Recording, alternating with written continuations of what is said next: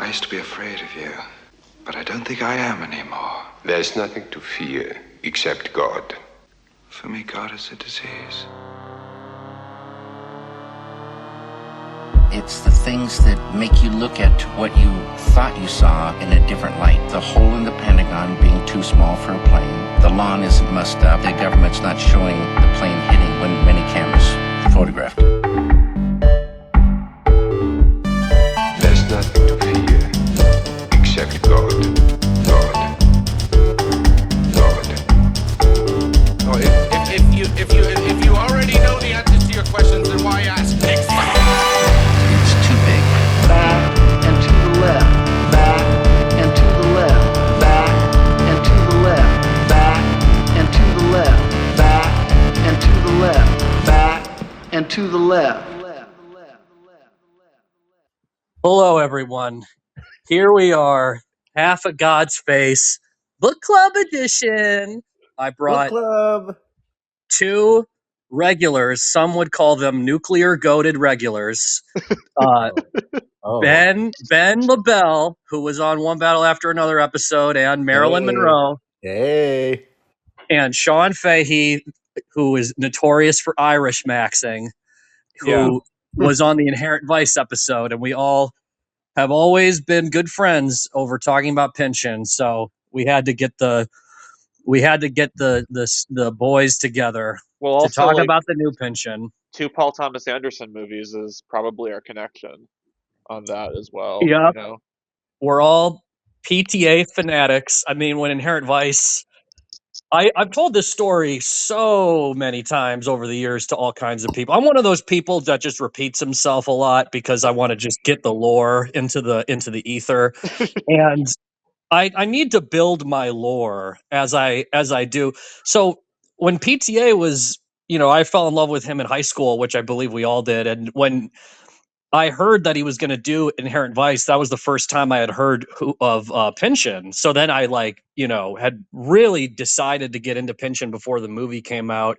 And it really is one of my favorite films. It kind of is my go-to as my favorite film for like a lot of reasons. And so, yeah, it was huge news when I was actually in LA when they announced that when Penguin had their release saying that this book was coming out. And I kind of thought that this was going to happen after Cormac did it, and Cormac just dropped those 2 novels at like 90 years old after like a 15-year layoff. So it was in the back of my mind. I'm like, damn, Pynchon might return. But Dude, you're talking about so much that there's so much I want to bring up based on like that brief amount that you just talked about. Because I was in Los Angeles with Ben, and we were together when the news broke that he was adapting Vineland, finally. Yes. Oh, wow. Yeah, that was the great. I believe I gave you both. That was the first day, right? That sounds right. And it's funny because I believe I gave you both the Inherent Vice tour of Los Angeles, where the best thing you could have done. The truther, the Los Angeles truther movie truther tour, where I was like, no, but the most important place to go to in Los Angeles is like basically out of the city in Manhattan Beach, where the first shot of Inherent Vice is. Yes. Yeah, I listened to your guys' Inherent Vice episode, and I think you even talked about that, and my face lit up. You guys had a shared the Inherent Vice experience tour.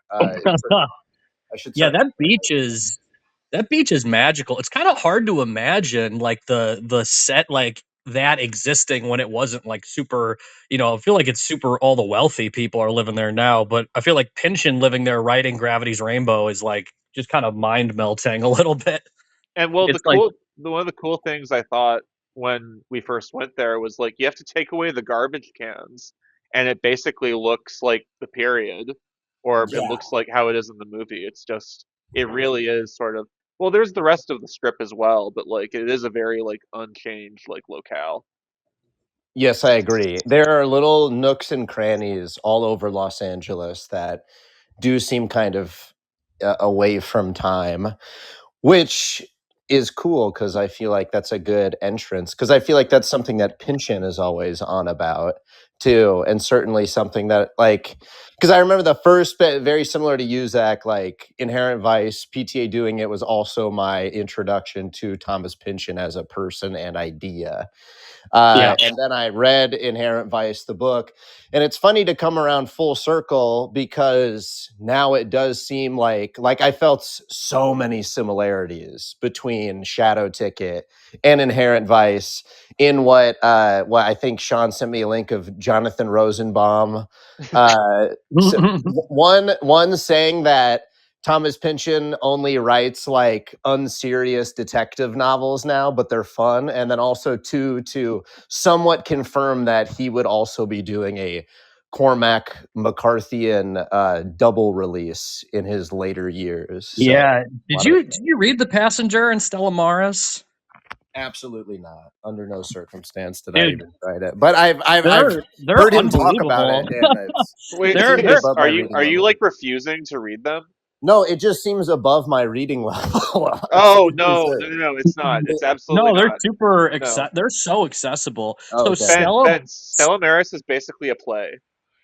Oh, that's really cool. it's just Like, Yeah. dialogue in the psych ward. It's just this chick who's like knows all, like she knows the history of mathematics, like going on like profound rants. And the first book is like vintage Cormac. I mean, so I had revisited The Counselor after I read The Passenger, because I was like, oh my God, I need to revisit that. And I It's still so think, good. yeah, I mean, I think it's an incredible film. I'm kind of skeptical of Ridley Scott, but outside of that, It's the I best thought it. Ridley Scott movie. It's the best Ridley I Scott movie. mean, yes. it really is in Yes. that conversation, because the point I'm making is it kind of has that similar imagery where you're like, oh my God, like there's imagery in The Passenger where you're like, wow, this is just vintage Cormac. Like there's this sequence in the beginning where there's like a scuba diver like going to the bottom of the ocean and like looking through this like just crashed boat or something like that, and Yeah. it's just immediately like the atmosphere is so palpable. But no, I mean, at the end of the day, and I always bring up Robert Coover too, because Robert Coover is really very closely related to Pynchon as far as being like one of the great postmodern American authors who wrote the Brunist books. Robert Coover wrote The Public Burning, which is one of the funniest, insane books of all time, which has Richard Nixon as the lead character. And it's like a comedy slash there's like musical sequences just like in Pynchon, but it imagines if Nixon had the people that sold the, or supposedly took the nuclear secrets, if he had them executed in Times Square, and Jesus. all the celebrities of the era show up to like party and do like a New Year's Eve style ball around the execution of these communists. Oh my And God. there's like sequences where the Rose, I think it's the Rosenbergs, right? Ethel and someone. Julius. Yeah. Yeah, there's like a sequence where she's like envisioning like Nixon almost has like a love affair with one of the like the Rosenberg woman, Oh and my there's God. like song sequences, and Nixon like falls apart as the book goes on. He's like losing clothes and he shows up in Times Square with like naked basically, and it's very Pynchon. But Coover wrote this first Brunist book in like the 60s about a cult, about a doomsday cult that's formed off of a mining disaster, and he writes the sequel to the book 50 years later. I forget who he talked to, but he said he was asking someone advice, Robert Coover, and he said, I'm thinking about really making this like sequel and spending a lot of time on it.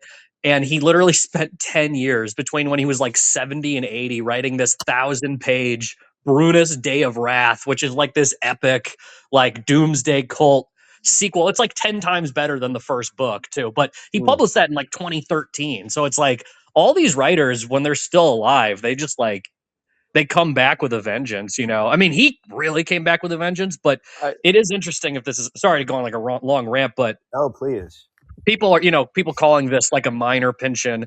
It's interesting because it's like you can't, I uh, definitely want to talk about like if you guys I think we're all of the same opinion, is that like as artists, like maybe directors or authors, like as they get older, their work does become more interesting. You know, sometimes it's not the case, but uh, like I think Shadow Ticket is a really good jumping off Well, point they for get like how their his style style has, gets well, how yeah, also like how Pynchon's style has developed, because it right. is true his last like three novels have been centered around detectives, and it's like people shouldn't be talking about like why that's like a trope for him, but why is that interesting for him?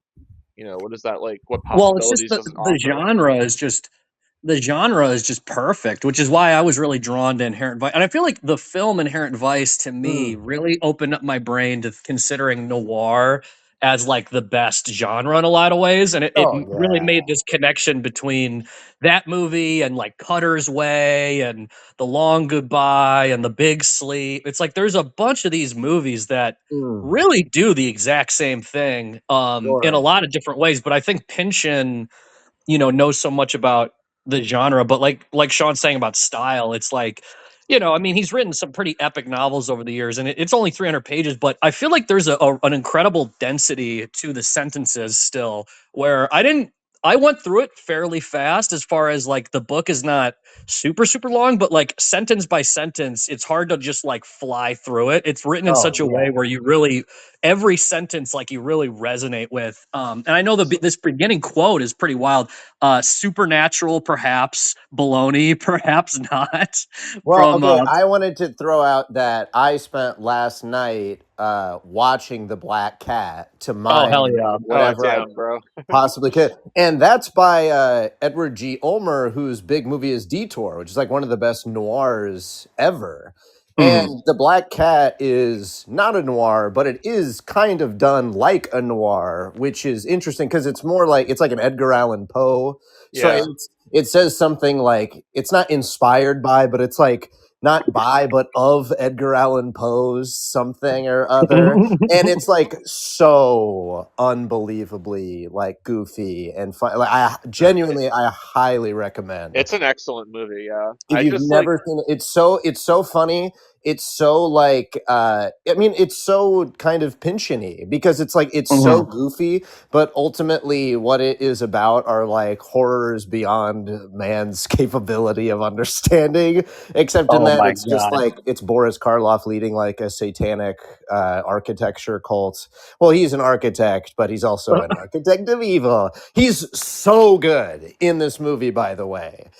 If you've never seen Boris Karloff ever, or only have seen him as Frankenstein, to see just the man using his own face is it was incredible. He is an unbelievable man, and to see him and Bela Lugosi facing off in like what now seems like an archaic acting style, but honestly, because they're just so still and so intense, and then every little like look of the eyes means so much, which is it's nice to Wow. see that because I feel like we've kind of strayed far from that.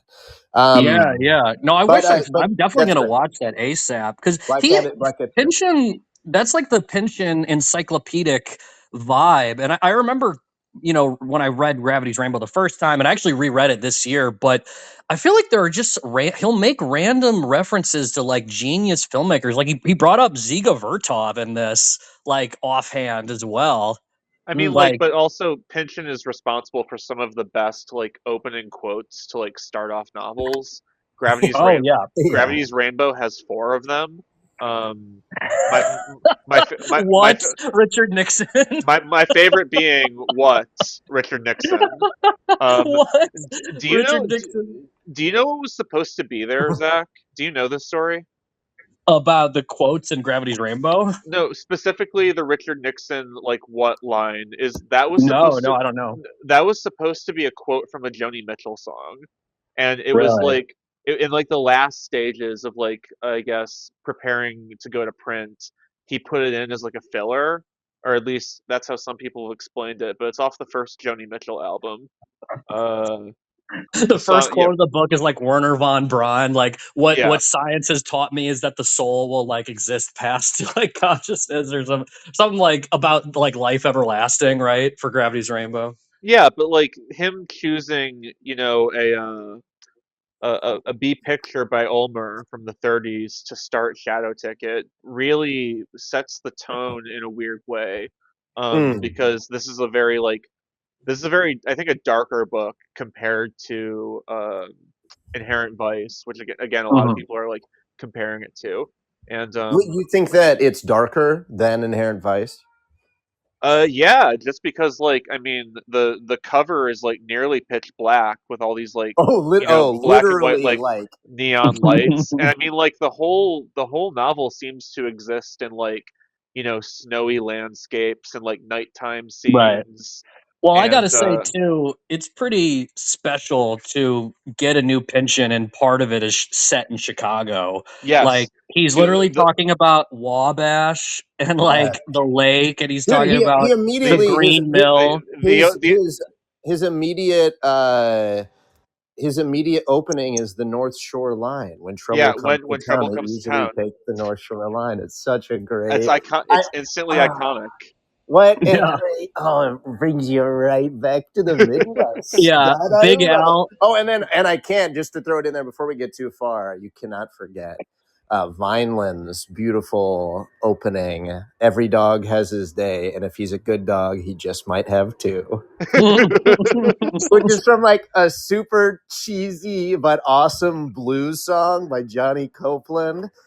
Oh Uh, my God. Again, highly recommend. I mean, if it's in a Pynchon opening, it probably deserves a second look at. And that's the problem, because you talked about, Zach, like it's not an excessively long book, but in typical Pynchon fashion, there's so many things that you cross just getting through a Right. single sentence, Yeah. sometimes even less than a sentence, that you go, oh well, I really should brush up on that. It's just, his books are built of so many pieces, but all the pieces do seem to work together in this unbelievable way, and that must be the Pynchon magic. That must be what makes the man so good. Well, Yeah. so Ben, I rudely interrupted you before we started recording, but I was Whoa. like, can I ask you guys about like how long it took you to like read the book and like what you were going through as you were like going through it? Emotionally, I was going through a lot. Well, Yeah. no, I was on my way because I worked on a Guy Fieri show in Santa Rosa. So on the way to and then driving back to Santa Rosa from Los Angeles, I listened to the audiobook, which I cannot recommend enough if you're somebody that does enjoy an audiobook, because the narrator, well, I mean, for amongst a lot of reasons, as you can imagine, a Thomas Pynchon book plays very well over audiobook, because it almost becomes like a radio show. Because while there can be a lot of narration, there are chapters in this that are almost totally just action lines, and then there are other chapters that are so much more dialogue, and vice Right. versa, and then chapters that are like songs. Like there are so many intermittent Like songs and that and you hear the audiobook guys sing throughout it, and the guy who narrates it, I think his name is Eduardo Ballerini, but he does every voice, and it's unbelievable. yeah, that's a real challenge because sometimes like I usually like my audiobooks to be like as like reading the language as flat as possible and some inflections on the dialogue. But I find it really entertaining when you get like a great like rambunctious performance from the narrator. John Turturro narrates Philip Roth Satan's Sabbath's Savage Theater. yeah, he narrates Sabbath Theater, and I cannot. Wait, wait, That's who an abs. narrates it? John Turturro. Oh my Yeah, Wow. God. and he's doing Okay. like a 60-year-old like neurotic Jew voice, and just Oh like my God, bro! shout. Because the main character from He's Sabbath doing Barton Theater Fink. is he's so unhinged too. Yeah, there's a monologue about like about like John Turturro like having phone sex with one of his students, Oh and my God, that's he so is crazy. You he reminded is me of that he scene. is Now I have to think screaming. of John Turturro doing that. Yeah, he's screaming at the top of his lungs like doing that scene. It's absolutely like an unhinged performance. Oh, That's that's crazy. That's amazing. Okay, well that okay, yeah. So I had pre-ordered the book, and then it shipped to my place while I was in Flavortown, And then I came back and then I basically reread and then like re-walked my own path. So I basically listened to the audiobook and read it in conjunction. And then I also, while watching The Black Cat last night, basically just put my headphones on and listened to the audiobook through a lot of the sections while just watching the movie Oh to wow, see yeah. So if there you're was some sort of God. strange to see if there was some sort of strange That's synthesis that that's I love that. You that just would got to do. happen, no, and that's it did. It was I amazing. played the Black Cat backwards in I no, played that's the reverse. black. that he's doing the better version of like Dark Side of the Moon and Wizard of Oz. Yes, He's of like, course. Well, because I just wanted to, I was like, obviously, what an interesting choice. Also, I think that it's Right. funny because the line that's taken, I wanted to see how that line was used in the context of this movie. Also, I saw it was like a 60-minute movie, quick watch. Who gives a never shit? By the bad. by the Never guy who bad. made by the guy who made Detour with all these stars. Like, genuinely, how Mhm. bad could it be? And so I throw it on immediately. It's awesome. And then you get to the quote, and it's really funny because he says the yeah, supernatural, perhaps baloney, perhaps not.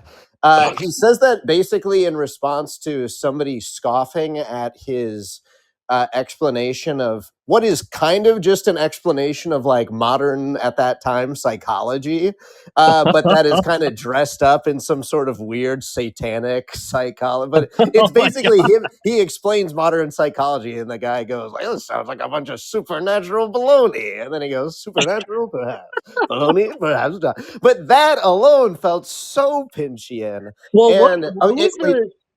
oh, Sorry, but who is yeah. the guy in Gravity's Rainbow where like Ernest Borgnine shows up like in Europe, like as like a Oh cameo, God, like some Oh, Is he in the some casino? actor. Yeah, it's something like that. Like some like he like Pynchon will just have famous actors from the 40s like just showing up like in a scene. It's almost like what that reminds me of. What because I didn't know that about like the quote is like I literally couldn't tell you what exactly that means to lead off the book, but the juxtaposition of it, especially in the context of like we're saying with the Richard Nixon quote, like this playfulness of like these opening quotes is like really funny. It's interesting you say dark, Sean, because I feel like yeah, where I was at, I read it when it came out. I started it probably like 2 or 3 days after I got it. I think I was finishing something else up, and then I started it like 3 or 4 days after it was released. I got through it probably in. Well, I mean, I've been kind of going slower through books this year. I don't know why, but it's just taken me longer to get through stuff. But it actually I got through it pretty quickly. But I was totally bought in at all the imagery of like Milwaukee and Chicago. Like pretty much the first 150 pages, I was just enchanted. And like you said, it's a lot of it being in the winter and then it being like Chicago. Like this sequence with April, I think is one of his first like women, and they have like these dance sequences where they're like dancing along, Milwaukee further down the lake, and then they'll get their photo taken, and so you just have this like kind of like 20s 30s imagery, like black and white in your brain. Like the book does kind of feel like in black and white. But there Well, was this sequence on page it was one of the songs that what's her name? April is singing. Yeah, page 24. Each night in her gig at Arlene's Orchid Lounge, whenever midnight happened to fall, April sings what's gotten to be her trademark ballad. And when I read this song, this Midnight in Milwaukee, not exactly Paris, not exactly swilling champagne, I just was like, wow, this feels like. And I actually did rewatch the Fassbinder, the one of the Fassbinder films with Hannah Shaigala because I just thought of that. I just was like, oh my God. And I actually picked the wrong Fassbender, but I was trying to find a Fassbender with like a starlet singing on a stage and smoke and like the colors, you know what I mean? Because that's where my mind went super early in the book is like, oh my God, we're kind of doing like this like very like technicolor, but it could be black and white, but it could be just that setting is like kind of the beginning of the book, and there's a lot of mystery, and there's a lot of like, okay, so he's going to be assigned to do something, but it's a lot of I feel like this book more than a lot of his books has made me think that he really loves kind of having different settings, and he loves doing scenes where you go into like a bar or you go into like a show, and he gets to describe all the different types of people that are like experiencing that reality, and he likes describing like very descriptively all this kind of stuff. So yeah, I was very much focused on that noir aspect with that early stuff is kind of what I was kind of my takeaway. And then when the book kind of goes to Europe, I feel like it was a little bit it was harder for me to follow it when it went to Europe, but I am interested to hear more about what you guys got to say about the second half. But I was really like so pumped seeing Chicago in the 30s in the first half and all this language about Al Capone and stuff. Yeah. Yeah, it's a fantastic time zone to be in for sure. Prohibition's era, Chicago, the Al Capone cheese. I mean, honestly, what more could you Well, want from and then a we'll get into the from whole a- because it sets itself up as like a noir, and it takes like a minute before they introduce all the cheese stuff, which But is when the cheese stuff comes in, it's so over because it's all also they amp up because there's a couple mentions at how unlucky a number 13 is, and then chapter 13 is solely dedicated to like almost an essay like breakdown of the big cheese conspiracy. yeah, Uh, that's which a is huge even funnier takeaway. because then by the end of the book, the cheese industry just dissolves into nothing, and Well, I mean, like Al most. Capone is in jail, and the Al Capone cheese is just. I Well, love the this whole like is this. Oriental cheese part too, where he's like, "Do Asians eat cheese?" or something like that. I mean, like Ben. For me, this is why I think it's sort of like a darker book. It almost ends with like not just like the cheese like industry dissolving, but like the Western world in a way. Yes. There's a weird like, and I mean, like I was really excited about all the cheese in this book because I know in Mason and Dixon, one of my favorite chapters revolves the ceremony cheese rolling. That they Mason and Dixon travel through this town where he spends like pages describing this large wheel of cheese, like going down a hill and accumulating like new and new stuff. So it's like, Oh my god! and this is one of the cool things about Pynchon is that like there is like a universe there where like characters from like other of his novels like come into Shadow Tickets. There's a character from Against the Day in Shadow Tickets. Oh Oh Um wow! really? Which character? he's one of the Russians who comes in towards the end. I'll Because have I to. was Because I was thinking of Against the Day at times with this, because Against the Day is, I know people hate it, but I was floored when I read it because it's There's a lot to go into with that the book. scope of it is just so insane because it starts with the Chicago World Fair, and you always get these chums of chance, kind of like Deus ex machina type characters that are able to kind of just like not really be in the plot, but then I feel like they'll kind of insert themselves. And he brings up what is it, the Tunguska event or whatever it was Yeah. with the asteroid in Russia, and so he brings up all these historical things. But the book, it goes all the way up until World War One, so you see characters like age like 20 years, and you finally get to World War One, and by the time you have these epic World War One sequences, which I was thinking of with more of like the fascists in Europe parts of Shadow Ticket, and even in this early part, there like a fascist bowling alley that that he goes Yeah, to. no, That there's a Nazi overrun bar in Milwaukee that he travels to.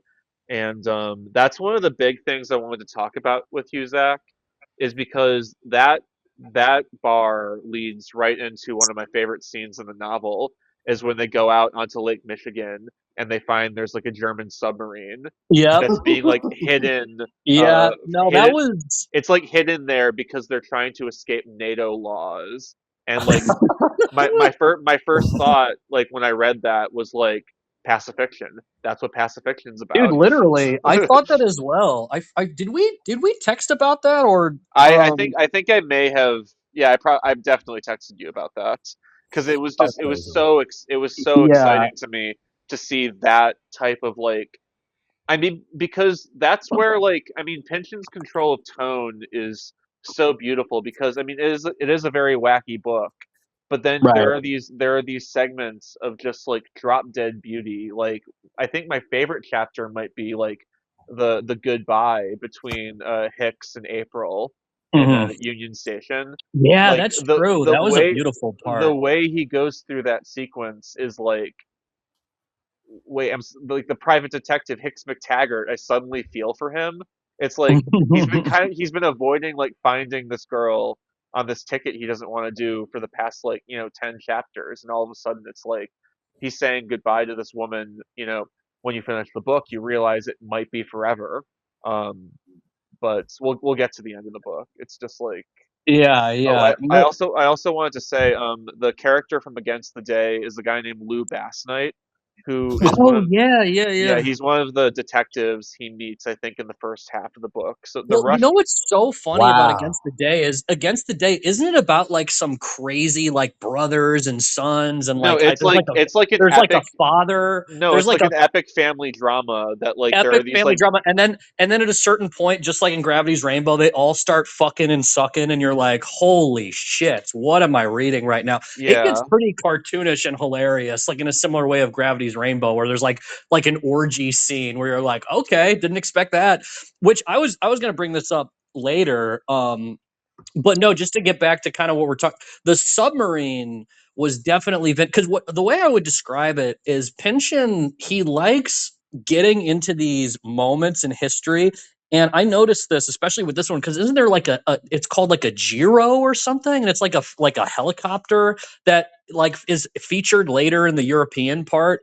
There's like a character that's like on this like flying machine, like there's just flying machines like pre World War II, which it's like okay, but again, a great theme and image in all of Pynchon's novels. yeah, it did remind me of the Chums of Chance for sure, when people are like flying through the clouds and stuff. But he likes to kind of he likes to almost make a comment on like industrialization or this post industrial revolution era, when the world is specifically Against the Day really focuses on how World War One was like when it all ended. And then there's like these references, I'm pretty sure you end up getting references to like early cinema and stuff almost in a similar manner that the later books of John Dos Passos USA trilogy has this mesmerizing 30s Hollywood sequences. It's like he really has a feeling for why. And I've made this comment about like Lubitsch before. This is kind of getting not super off topic, but I feel like we can wrap this in with the submarine. That for filmmakers in particular, but artists in general, like cars. I never really looked at it like this until I feel like Godard brought this up a little bit in either I think it was in the Image book he brings this up. But when you see this old footage of movies from the 30s and like these old cars and stuff, it really is like there's like a novelty to it because it's like the first time they're seeing these things, which I never really thought about until I forget the way Godard phrased it, but it was something along the lines of like that cinema is a 19th century art form. Like it's an art form that emerges out of the 19th century. And I almost think of that when I see some of this technological stuff, either in literature or in movies, about these periods, because you kind of think, okay, well, they had cars, they had this, they had that, but it really is like a feature of like the time, like, and so like the submarine, and like I don't know how much he talks about cars in this book as much, but the submarine He talks about part, there's motorcycles. yeah, there's motorcycles, and then there's like helicopters, so there's like this technology thing of like this is very new, and he forwards it further because I don't think people were using mini helicopters pre World War II. He always will kind of invent like a technology that didn't actually like people weren't actually using it. He'll just kind of like feature it. Okay, I need to throw this out there because I feel like we've been talking about kind of how we were viewing the novel and like the tone.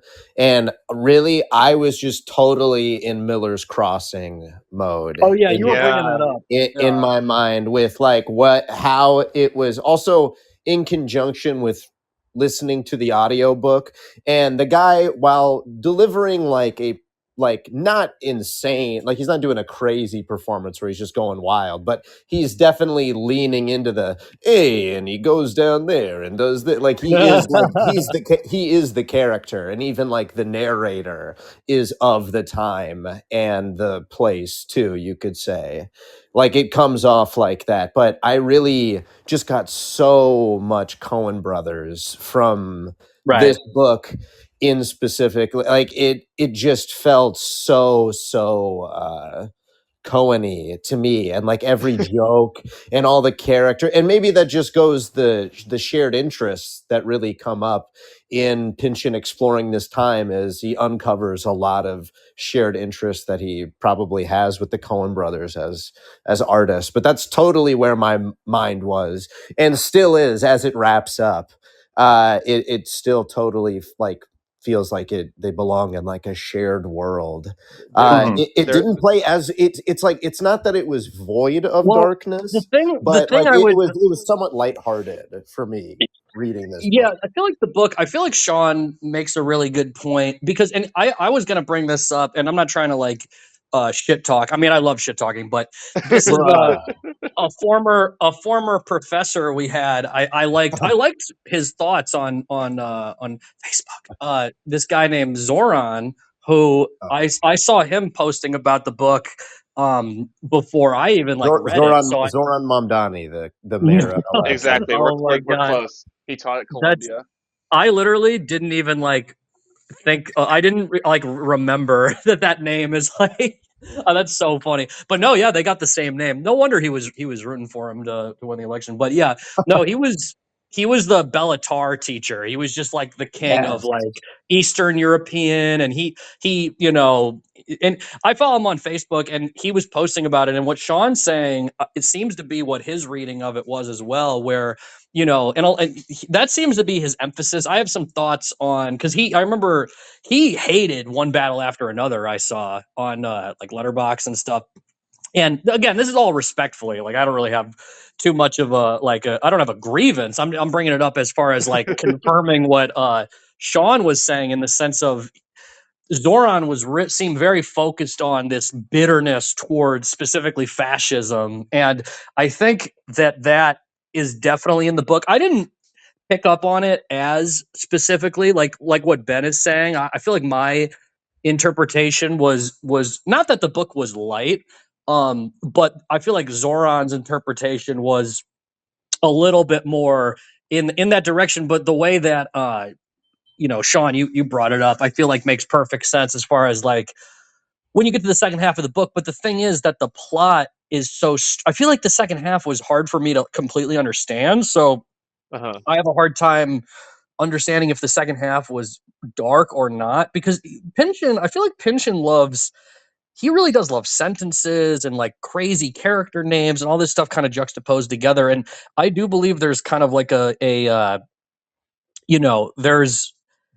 there is like a political feeling somewhere in there, but I don't know.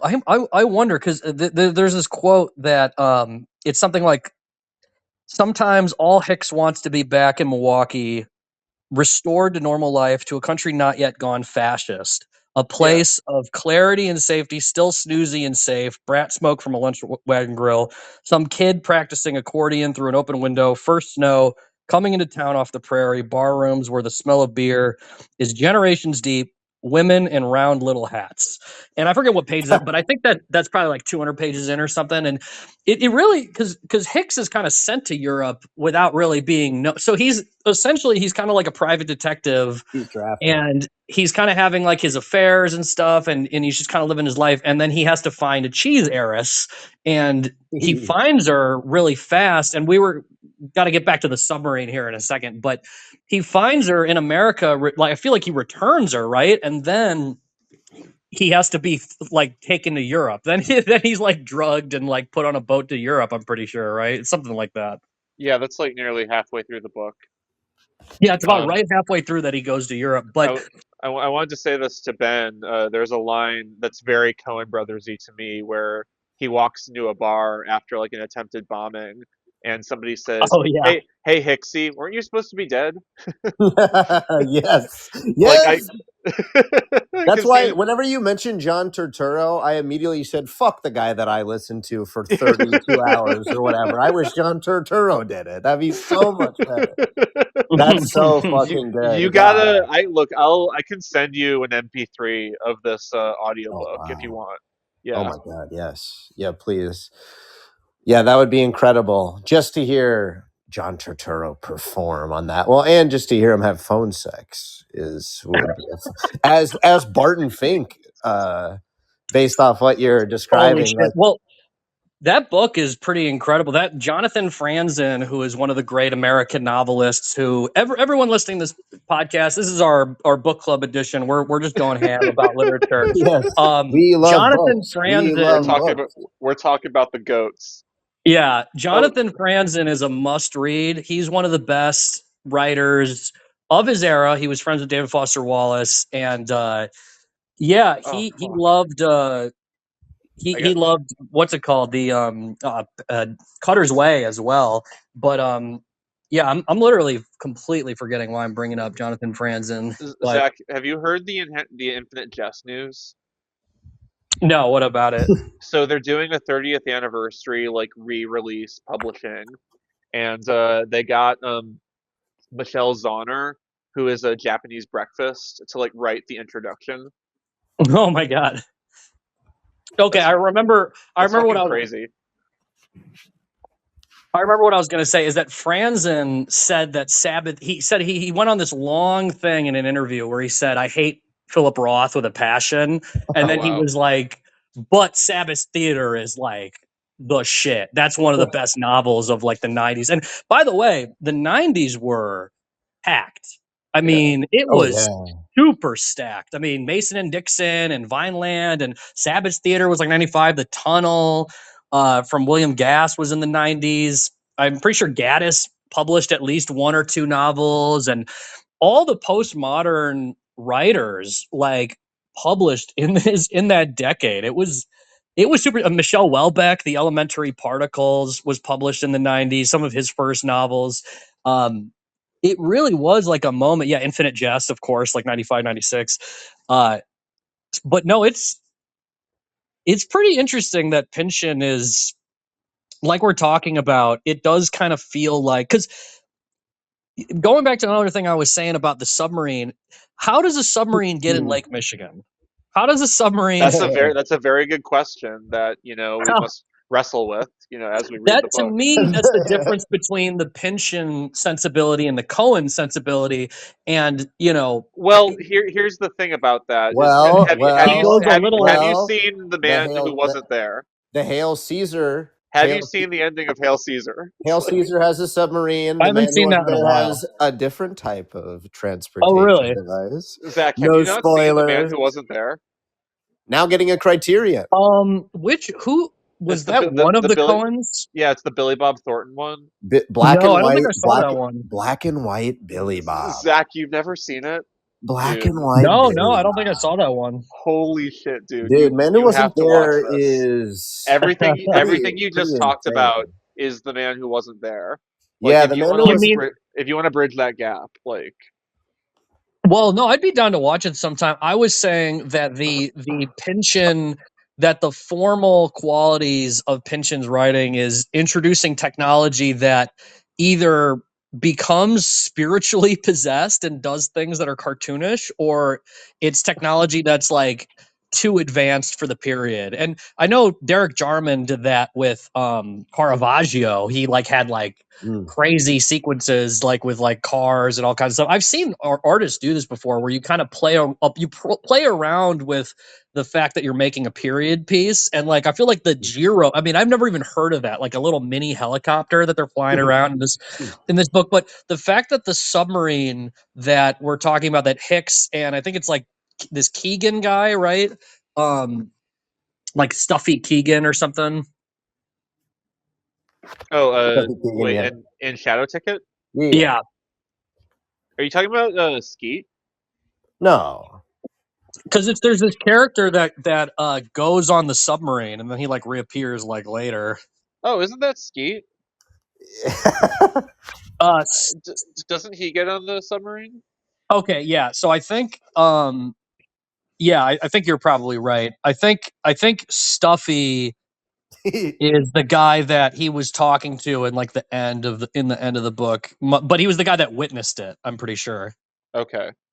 It's something along those lines, but it's crazy because they go out onto like, I don't even remember what reason they were out on this ice, like in Lake Michigan. So he knew Were he they was looking for the submarine? No, because they're at the bar, Zach, and they're talking with Stuffy or Skeet, and he's like, "Well, I have to go," and they're like, "What do you mean?" And he's like, "Oh, I have to go out to Lake Michigan because I have to be."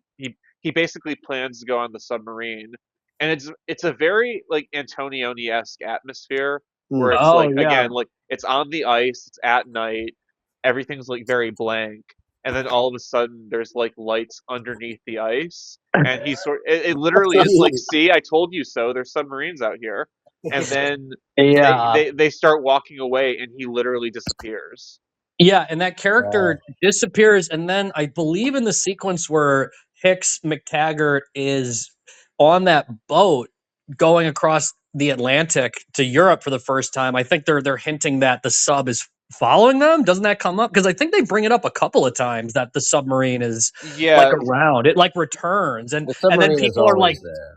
people are he, like talking to the submarine on like and there's like vintage Pynchon. There's like secret radio waves that this character on the submarine is is like communicating with, or broadcasting He also from. blames a bunch of stuff on the radio waves, like I forget what it is, but he's like some bit like normal human interaction. He was like, they probably did that because of those radio waves. I forget what it was. I really love how like hallucinatory that segment of the book is.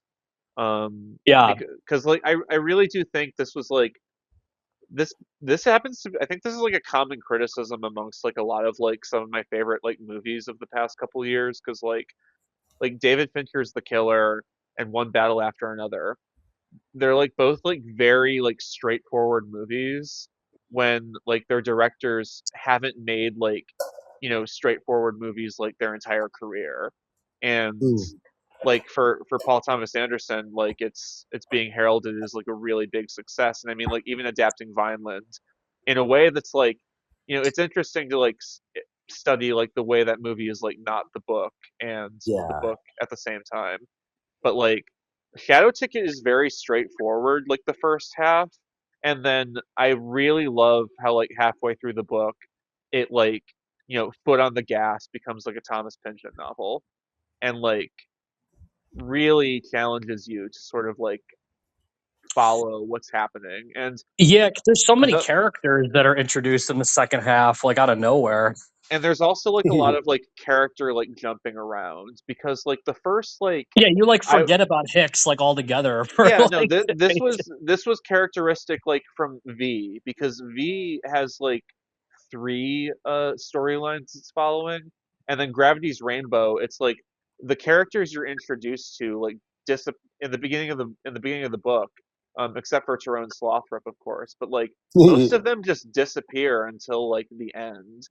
And then Mhm. with Shadow Ticket, it's like you have a main character, and then all of a sudden, like you're following the Al Capone of cheese and his industry, and then like the Giga Vertov group. It's like it really Glad jostles boys. you. And again, it's like because it's not a long novel, it's like it. I wonder if it's like it's sort of a late style thing where it's like you want to do so much, but like you have to like be economic and like condense and condense. And Right. Well, I that's an just evolution that has happened like over and over in the history of art. Mhm. Tolstoy is the godfather of the phenomenon of, I mean, because he hated that he wrote War and Peace. He was like, no one can read that, it's too long, and I hate that I wrote it, blah blah blah. And then at the end of his career, he wrote like his shortest text. He did Haji Marat, which is like this masterpiece, 100-page short story. And then the last thing he ever wrote was like a 10-page short story. God Sees the Truth But Waits. And Oliveira did the same thing. Manuel Oliveira had made in Portuguese film had did like the Satin Slipper, which I never seen, but I think it's like 8 hours long. And then he used what's it called? He used I think he made another 3-hour movie, but at the end of Oliveira's career, he made like an hour long movie. So I feel like that's kind of like a thing that happens. And Godard is a little bit similar. Godard has, before he died, was making like hour-long movies, you know. But it can be a feature of late style sometimes that people have done it all. I mean, Pynchon's written 1,000-page novels. He's written 800-page novels. It's like he's a little more focused on keeping it brief. I don't think he wants to spend like 15 years on a project right now. You know what I mean? Do you think he's got another one lined up, already loaded in the barrel, ready to shoot? Yeah, I think he probably does, because like we were kind of saying, like this book has like the vintage kind of Pynchon style and the density and the mystery of it. Excuse me. The Whoa. sequence with the submarine, it almost did remind me, as we're talking about it, of have you ever read Bleeding Edge, Ben? No, I've heard a lot about it though. It's like Pynchon, but about 9/11 Yes. and Wow, that cyberspace. sounds like the most half of God's face podcast fodder I've ever heard in my life. Yeah, so because that book is kind of I believe it's like about a mother with like kids, and she kind of stumbles into seeing who did 9/11, and it's not like who we were told. It was And Thomas yeah. Pynchon. there's this whole sequence in that book where there's like a cyberspace sequence where she like It's logs very onto the internet. It's his black She cat. talks to someone. That's kind of like It's his the black hat. It literally is. wait, sorry, what? Wow, that's incredible. Bleeding Edge is his black hat. There's also, did you Oh guys my God, remember? that's so funny. I think I texted this to Sean, but do you remember in the middle of Shadow Ticket, he talks about somebody inventing FaceTube or something like that. It's like he's like basically describing like a proto-internet phenomenon or something, and he's like, "This Yeah, doctor just will making invent up a fake FaceTube." internet. He is how old is he? He's like 87, right? Yeah, Old yeah. man, Old man. good man, So good man. does Hicks? 88. So He's Hicks is 88. kind of He's a crazy 88. Hicks is kind of like hanging out in Milwaukee and bouncing back and forth between Milwaukee and Chicago is kind of the first half, and just picking up intel, and then eventually he has this sequence with what's the heiress's name again? Oh, the heiress to the cheese fortune. Yeah, that he has to go to Europe to find her. But What's her just name? he meets her. Earmont. Daphne is Yeah, Daphne. Earmont, right? Yeah. Yeah, so Daphne, And then he has a sequence yeah. where he like, where does he pick her up? He like finds her, and then they're on a boat, and then it's kind of like there's some of this innuendo as far as, and I forget how old she's supposed to be, but they have like a little bit of a thing where it's like, okay, Hicks is like kind of the classic like noir lead guy that he like doesn't want to get involved in what he calls matrimonials, like it's like a cliche that he's just trying to avoid. How do you guys like view Hicks? Like, how do you see him? Like, what's your like? Because it's a very one of the strange things about this book is like making him the center of it. Mm-hmm. Like he's not Dark Spartello. He Like, seems a little like, more competent, but I don't know. Ben, what do you think? Like, he seemed like a kind of a bigger guy in my. He's like a schlub. He's like a schlub, right? I imagine him as just you're kind of following kind of a stooge of some sort. Yeah, no, he's like kind of the muscle, if anything. Yeah, he's a bit of a brawn type character. Well, isn't there? No, that's a good point, because isn't there a whole sequence where it talks about how people think that he hates like commies because he was part of these like strike breaker like squads? He was a union buster. Yeah, union buster. So he says it at one point. Either he's being asked about it, or he like is saying it where he's like, "Yeah, people think that I just like absolutely hate like Reds because I was doing this," but I feel like he almost had like kind of a moral reason where he's like, "I just don't want to do it anymore," was like his take on that. Yeah, he seemed like he's just kind of a neutral guy who will follow certain things laid out for him with maybe not his too uncle much. Doesn't his uncle like Hitler and shit? And he's like, "Oh my God." He's like, oh my God. Yeah. Okay. That's a big portion of the book that I feel like is kind of ever present is the just like extremist fascism that is just like always so accessible to Hicks throughout the story is kind of why. I mean, listen, I wasn't in Milwaukee in the 30s, but I don't, or Chicago, but Well, this is a, there's so much of it that is there even before you meet the Vlad boys.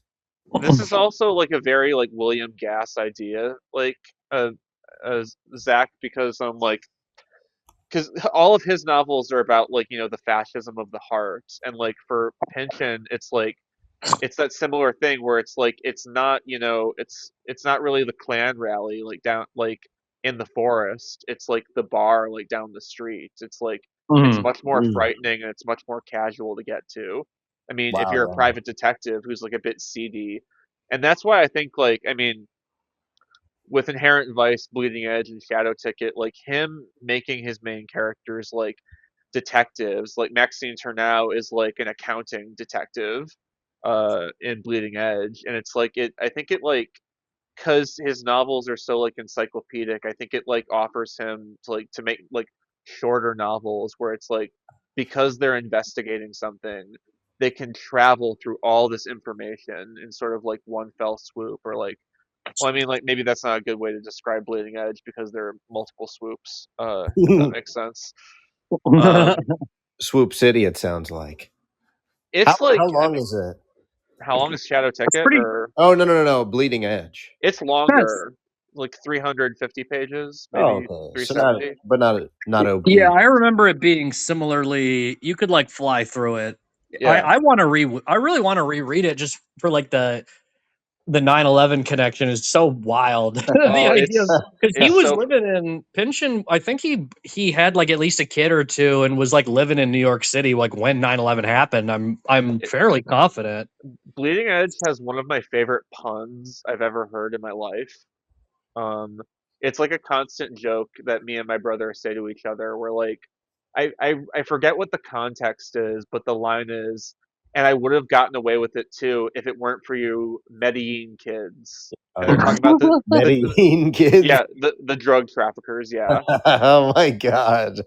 Damn, I it's forgot about that. it's so fucking funny, and it's got a beautiful ending. Wow. So Um, yeah, I really want to reread it because there's a couple of things with Shadow Ticket where I'm like, well, Mm, first of all, I thought it was super interesting that he's bringing up the "you saved me, so I owe you my like life." He brings up which the is an same Inherent Vice line. thing. Yeah, he brings up the Native American saying that you saved my life, so I have to save yours, and like, and then in Inherent Vice, Doc is just like, oh yeah, some hippie told you that, but brings up the same line in this book where it's like, oh my God, it was very moving for me, where I was like, that's like beautiful. But getting to this whole cheese thing, um, there's this whole Hold on, sequence I gotta find the cheese where chapter. Okay, well, chapter 13, Chapter Yeah. 13. Okay, I think I told Bruno Erma Dairy Metaphysics Symposium I think I told Sean held this, in but Sheboygan. Held in Zach, Sheboygan. I went to a quinceanera in Sheboygan and it was quite exciting. Oh no.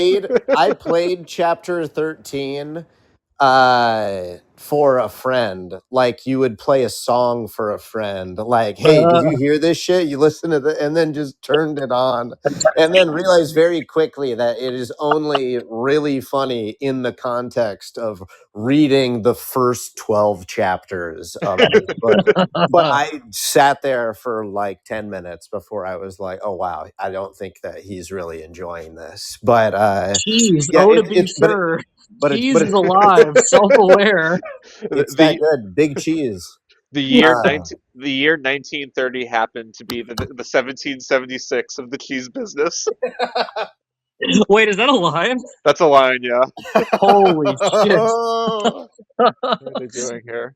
Because he just goes so off about cheese where it's like looking for cheese to have consciousness, and then but no wonder the Japanese hate us, no dairy element to speak of in their diet. And it's like, oh my God. And it's like It's so funny, like it because Oh, Pynchon, this is he's a the great. classic guy that likes to be like, he likes to do like, I don't even want to call him dumb jokes, but he likes to kind of formalize like making a joke. He likes to kind of be able to make a really eloquent joke that ends up being really kind of goofy, but it's hilarious. But it's real. The Cheesetarian religion just lying beneath the surface until it's a safe time for them to come out and take control of the world is really incredible. It brings to mind like a plot line, like a Pynchonian plot line of accelerationists finally succeed and bring the world to ruin, but somehow the silent majority is the cheesetarian religion, and they rise up and cheese rules the earth. I had an incredible time reading chapter 13. I read it a few times. Yeah, I think it took me a while to read this book. I like because I've been talking about this with Zach like since it was going to come out, and then I was in Hawaii when this book came out, and I was like desperately searching for a bookstore the entire time. I was there for 10 days, and I was like, I hope like they get Shadow Ticket here in Hawaii, and I don't know like if it's like Yeah. the most important like shipment that needs to get out here. But like every like stop that we had, I'd like go around town. I'd be like, "Is there a bookstore where I can get Shadow Ticket?" And then I got it when I was like in the middle of October. I was like in Chicago for like 10 days, and I got it at a Barnes and Noble while I was on break at work. And then I was like reading it furiously, and then as I flew to Lisbon, I think I flew through like 10 chapters, like right in the middle of it. And I think I read the cheese chapter as I was like flying into New York. And then I foolishly thought that I was going to get a lot of reading done when I was in Lisbon. And like, it took me like 2 weeks to get back to it. But when I did, I like finished the book in like 2 days. And I felt like it Oh, was nice. a good amount of time to sort of like sit with it and like really like have some time. I was also afraid I was gonna like get halfway through and like not finish it. So there was a point where I like sat my ass down and finished the book. Yeah, yeah. Set your white I ass down. sit your what? I just found just randomly, I don't even remember the context, but could I read like a couple sentences about a cheese related thing that's a hilarious Please, sequence from the book? please. So it goes, I literally I'm trying to figure out split second who's even reading that. I actually don't know who's saying this, but it's like cheese fraud being a metaphor, of course, a screen, a front for something more geopolitical, some grand face off between the cheese based or colonialist powers, basically Northwest Europe and the vast teeming cheeselessness of Asia. Their widely known reluctance to have much to do with cheese, given a long history of keeping cattle more for farm work than for dairy products. Millions of Orientals over the generations have grown unfamiliar with cheese, what little they do run across, giving them indigestion, putting Asia out of the picture as a major cheese market. It's like it's just like stuff like that just like tickles me as far as like he just introduces kind of like a joke, but then he ends up pairing this in as far as like kind of like a syndicate. And going back to our one of me and Sean's favorite professors, Zoran was saying this on his posts about the book, that clearly the cheese syndicate was kind of this metaphor for the industry having the partnership with fascism. But it's this notion, because Gravity's Rainbow, I mean, one of the ideas that I remember when that I encountered when I read Gravity's Rainbow was the idea that there were business connections. There were people in like the capitalist world that made money off of both sides of the world wars. And that's one of the key kind of conspiracies that Pynchon's just like, hey guys, whoever's making bullets and making all this like weapon, people are selling to the Nazis, people are selling to the US, they're selling to both. It's like that's kind of where my mind went when I'm reading about this cheese like monopoly, where it's like, okay, what are they trying to accomplished. There's something unseemly about it, but it's like funny in the context of this joke about. And Bruno Ermont is the father of the heiress that goes missing, and he's called the Al Capone of cheese. So Of course. Until he's he's kind of like no mafia. longer. Until he's no longer, and then a very heartbreaking scene for Bruno Ermont. I kind of think that like with the cheese of it all, a lot of the tone reminded me of like Trading Places. You know, the Eddie Murphy Dan Aykroyd movie. Of course. Okay, because like I mean that's a big like Wall Street, you know, satirical comedy centered around orange juice. Like the climax of that movie happens around like the sale of orange juice and like great like redistribution of wealth occurs and like a great like 15-minute scene. And like with Shadow Ticket, I'm not well, I mean, I think like Thomas Pynchon has definitely seen Trading Places at this point, if he's not much of a cinephile. But like, yeah, you know, the whole like economy lives and breathes on, you know, dairy sales. Like, that's kind of absurd, but like, you know, it is, you know, It's true. facts. It's facts. The best jokes are true. And I think Tommy Pynchon knows that. Because all of his his goofiest stuff is always, you know, when flipped, usually something Right. pretty ugly. And that's what makes him so great is his kind of highbrow and lowbrow at the same time. Do you Oh think yeah. that Thomas Pynchon is playing the new Simpsons Fortnite that's dropping right now? He, I don't know. he's definitely. I hope he's alive long enough to see the Simpsons movie too.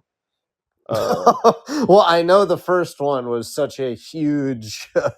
Clearly, he went to the video store at least to go Ben, see. have I told you the Alex Ross Perry Thomas Pynchon story? Yeah, it's that he was at a video store and he was Yeah, renting the Simpsons movie.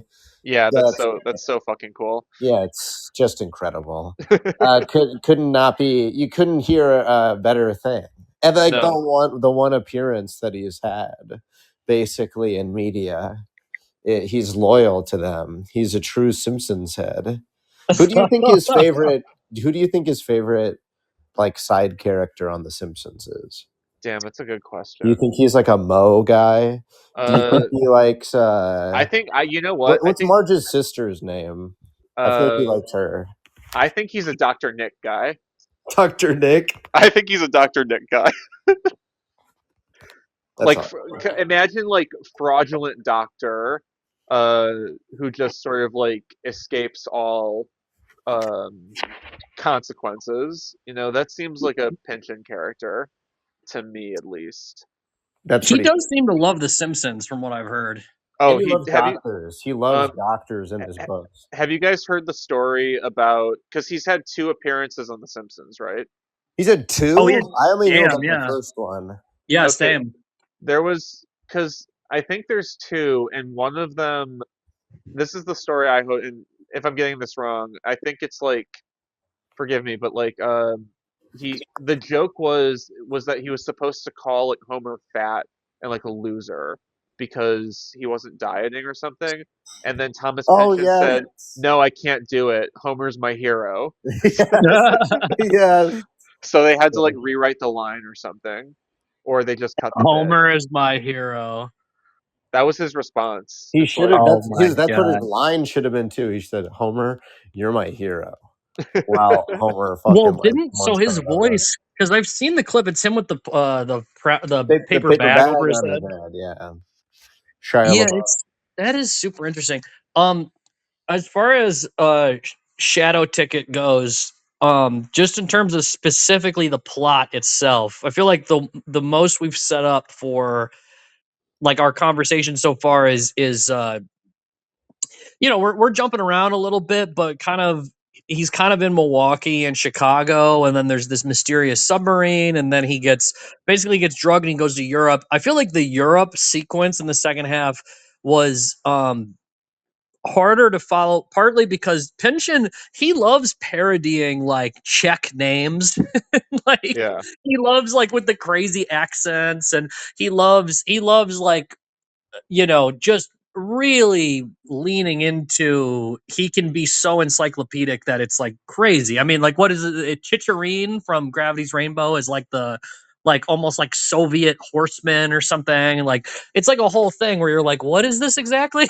Like, Yeah. it's just him.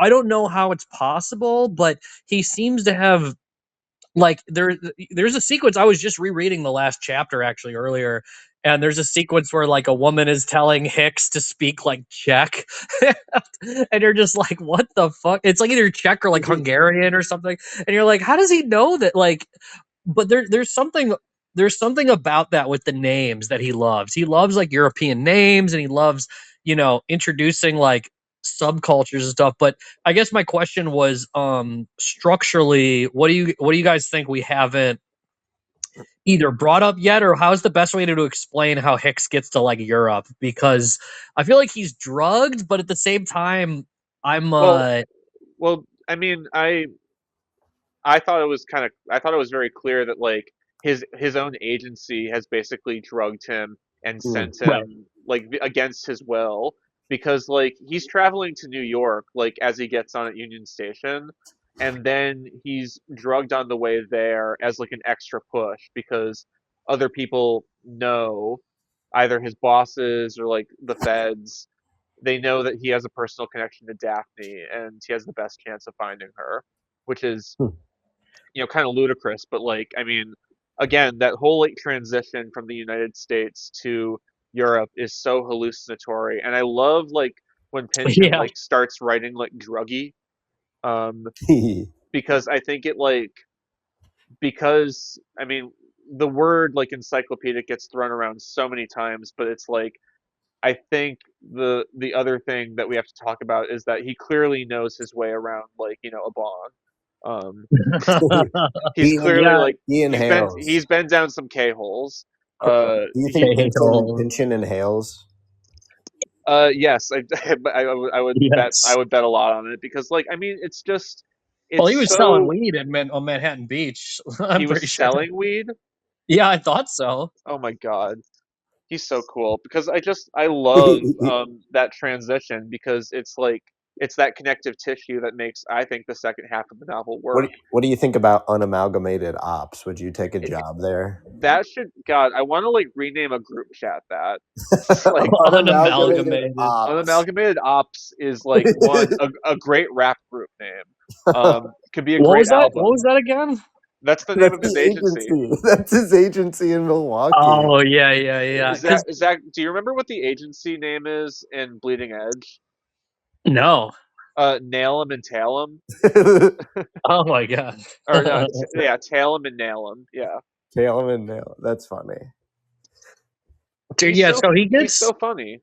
yeah, he He's gets so drugged, and he goes to Europe, and then so I forget the exact details. Like he found Daphne like on like Lake Michigan or something, and like she was like with, like, the first time he finds her is the context for how they knew each other, right? It's something like that. Like he finds her on Lake Michigan, or he finds her at like a bar or something in Chicago, and like brings her back, and then she escapes again and goes to Europe with Hip Wongale or whatever, or Hop Wingdale. yeah, Hop Wingdale. Yeah. That's a Hip great Wing. name. Well, I don't even know what the fuck I said. No, you got it. It's Hop. Yeah, Hop Wingdale. Yeah, Hop Wingdale. Wingdale. Yeah. Hop No, Wingdale. is he Let's say it like 30 more times. is he a black? He's a black dude, right? I think so. Yeah.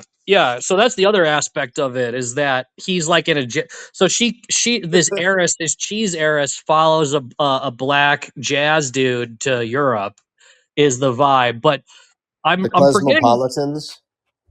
I'm forgetting the context of when he first met her, because there's this whole sequence that's kind of like shadowy, and there's something with Pynchon that is kind of, especially reading something a first time from Pynchon, the breadth, like some, because he's very dense, like he's definitely known as being very dense, and this book is a lot shorter than a lot of his books, but even individual scenes, like it kind of surprises me, like especially him being like in his 80s and this is like a new Pynchon, that he can just describe scenes so quickly.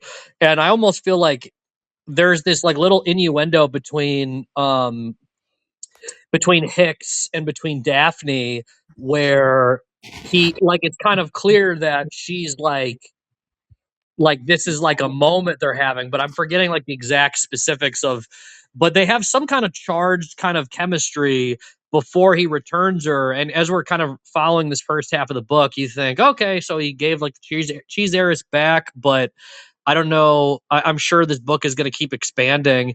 And then somehow she ends up in Europe. And then when he gets launched, he gets he gets drugged, thrown on this boat against his will, has to go to Europe. Then I feel like the book becomes even more kind of unkempt. It becomes a Wait, little bit more. did we even talk about the elves? Wait, which No. elves? The elves that like give No. him the bomb. No, I don't know. I don't really bring it do up. I really do love like the culture of like bombings that happens at the beginning, but yeah, I know. There's a dialogue exchange between I think it's chapter like 14 maybe.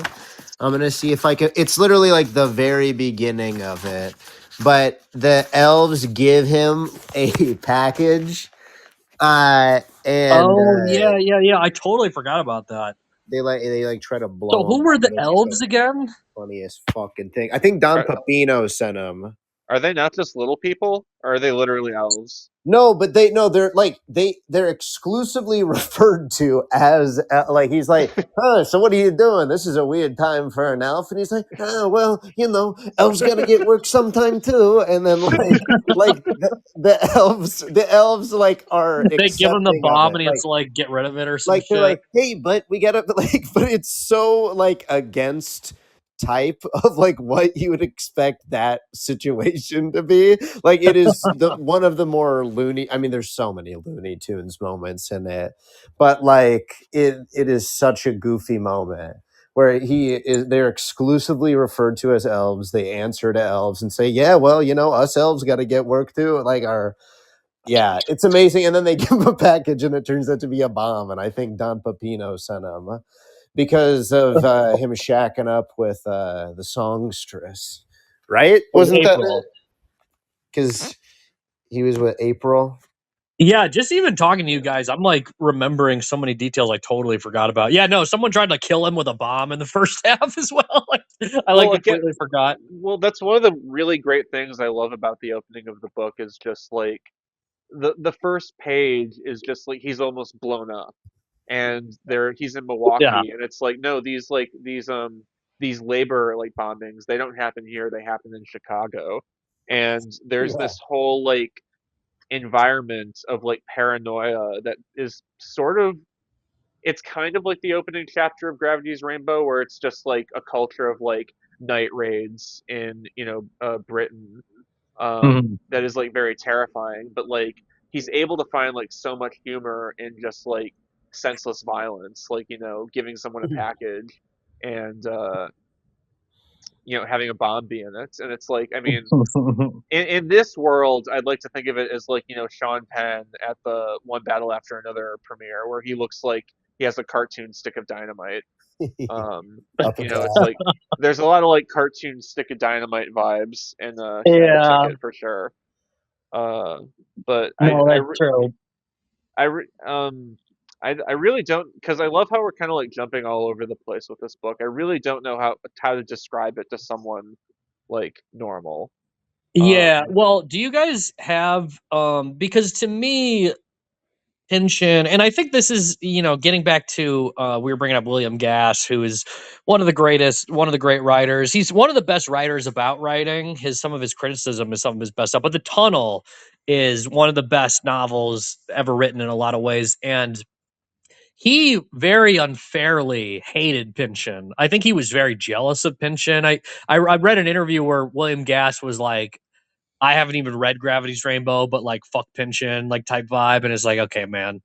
But he had this point that I thought was still brilliant, irregardless of him kind of being like weird towards Pynchon, which was that the postmodern book does not consider that a person would read a sentence out loud and they would say it. And the beauty of literature for William Gass is closer to like Rilke, which he says is like the sentence he always brings up with Rainer Maria Rilke is dance the orange is like a line from a poem. It's sentences to be spoken aloud.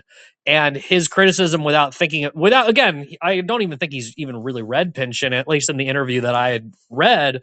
He was saying that Pynchon is much more the negative feature of postmodern literature is that you don't focus on the sentences to be spoken. I mean, I would definitely disagree on its face. I get what he's saying about how some of the postmodern books you read a text to analyze a text, but this whole thing of like the spoken, like when you're writing something, you imagine yourself reading it right after. Gass really emphasizes that in The Tunnel, and it's like this romantic kind of thing.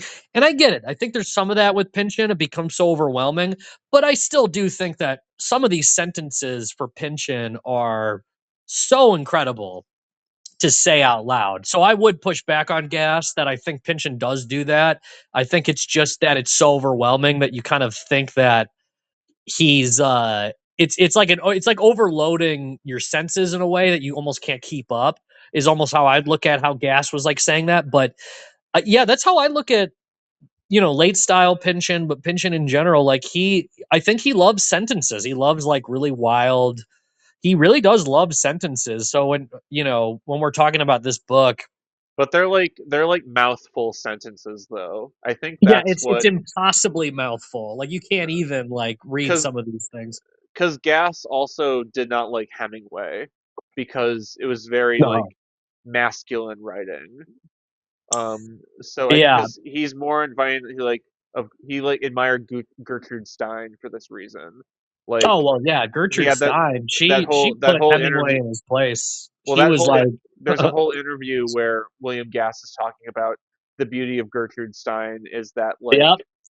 she'll write a sentence and then you read the sentence and then you realize, oh, she's written it again.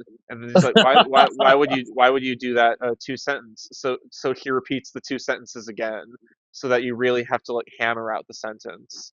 But like I don't know, with Thomas Pynchon, and I wonder if he had any changing opinions like later in his life.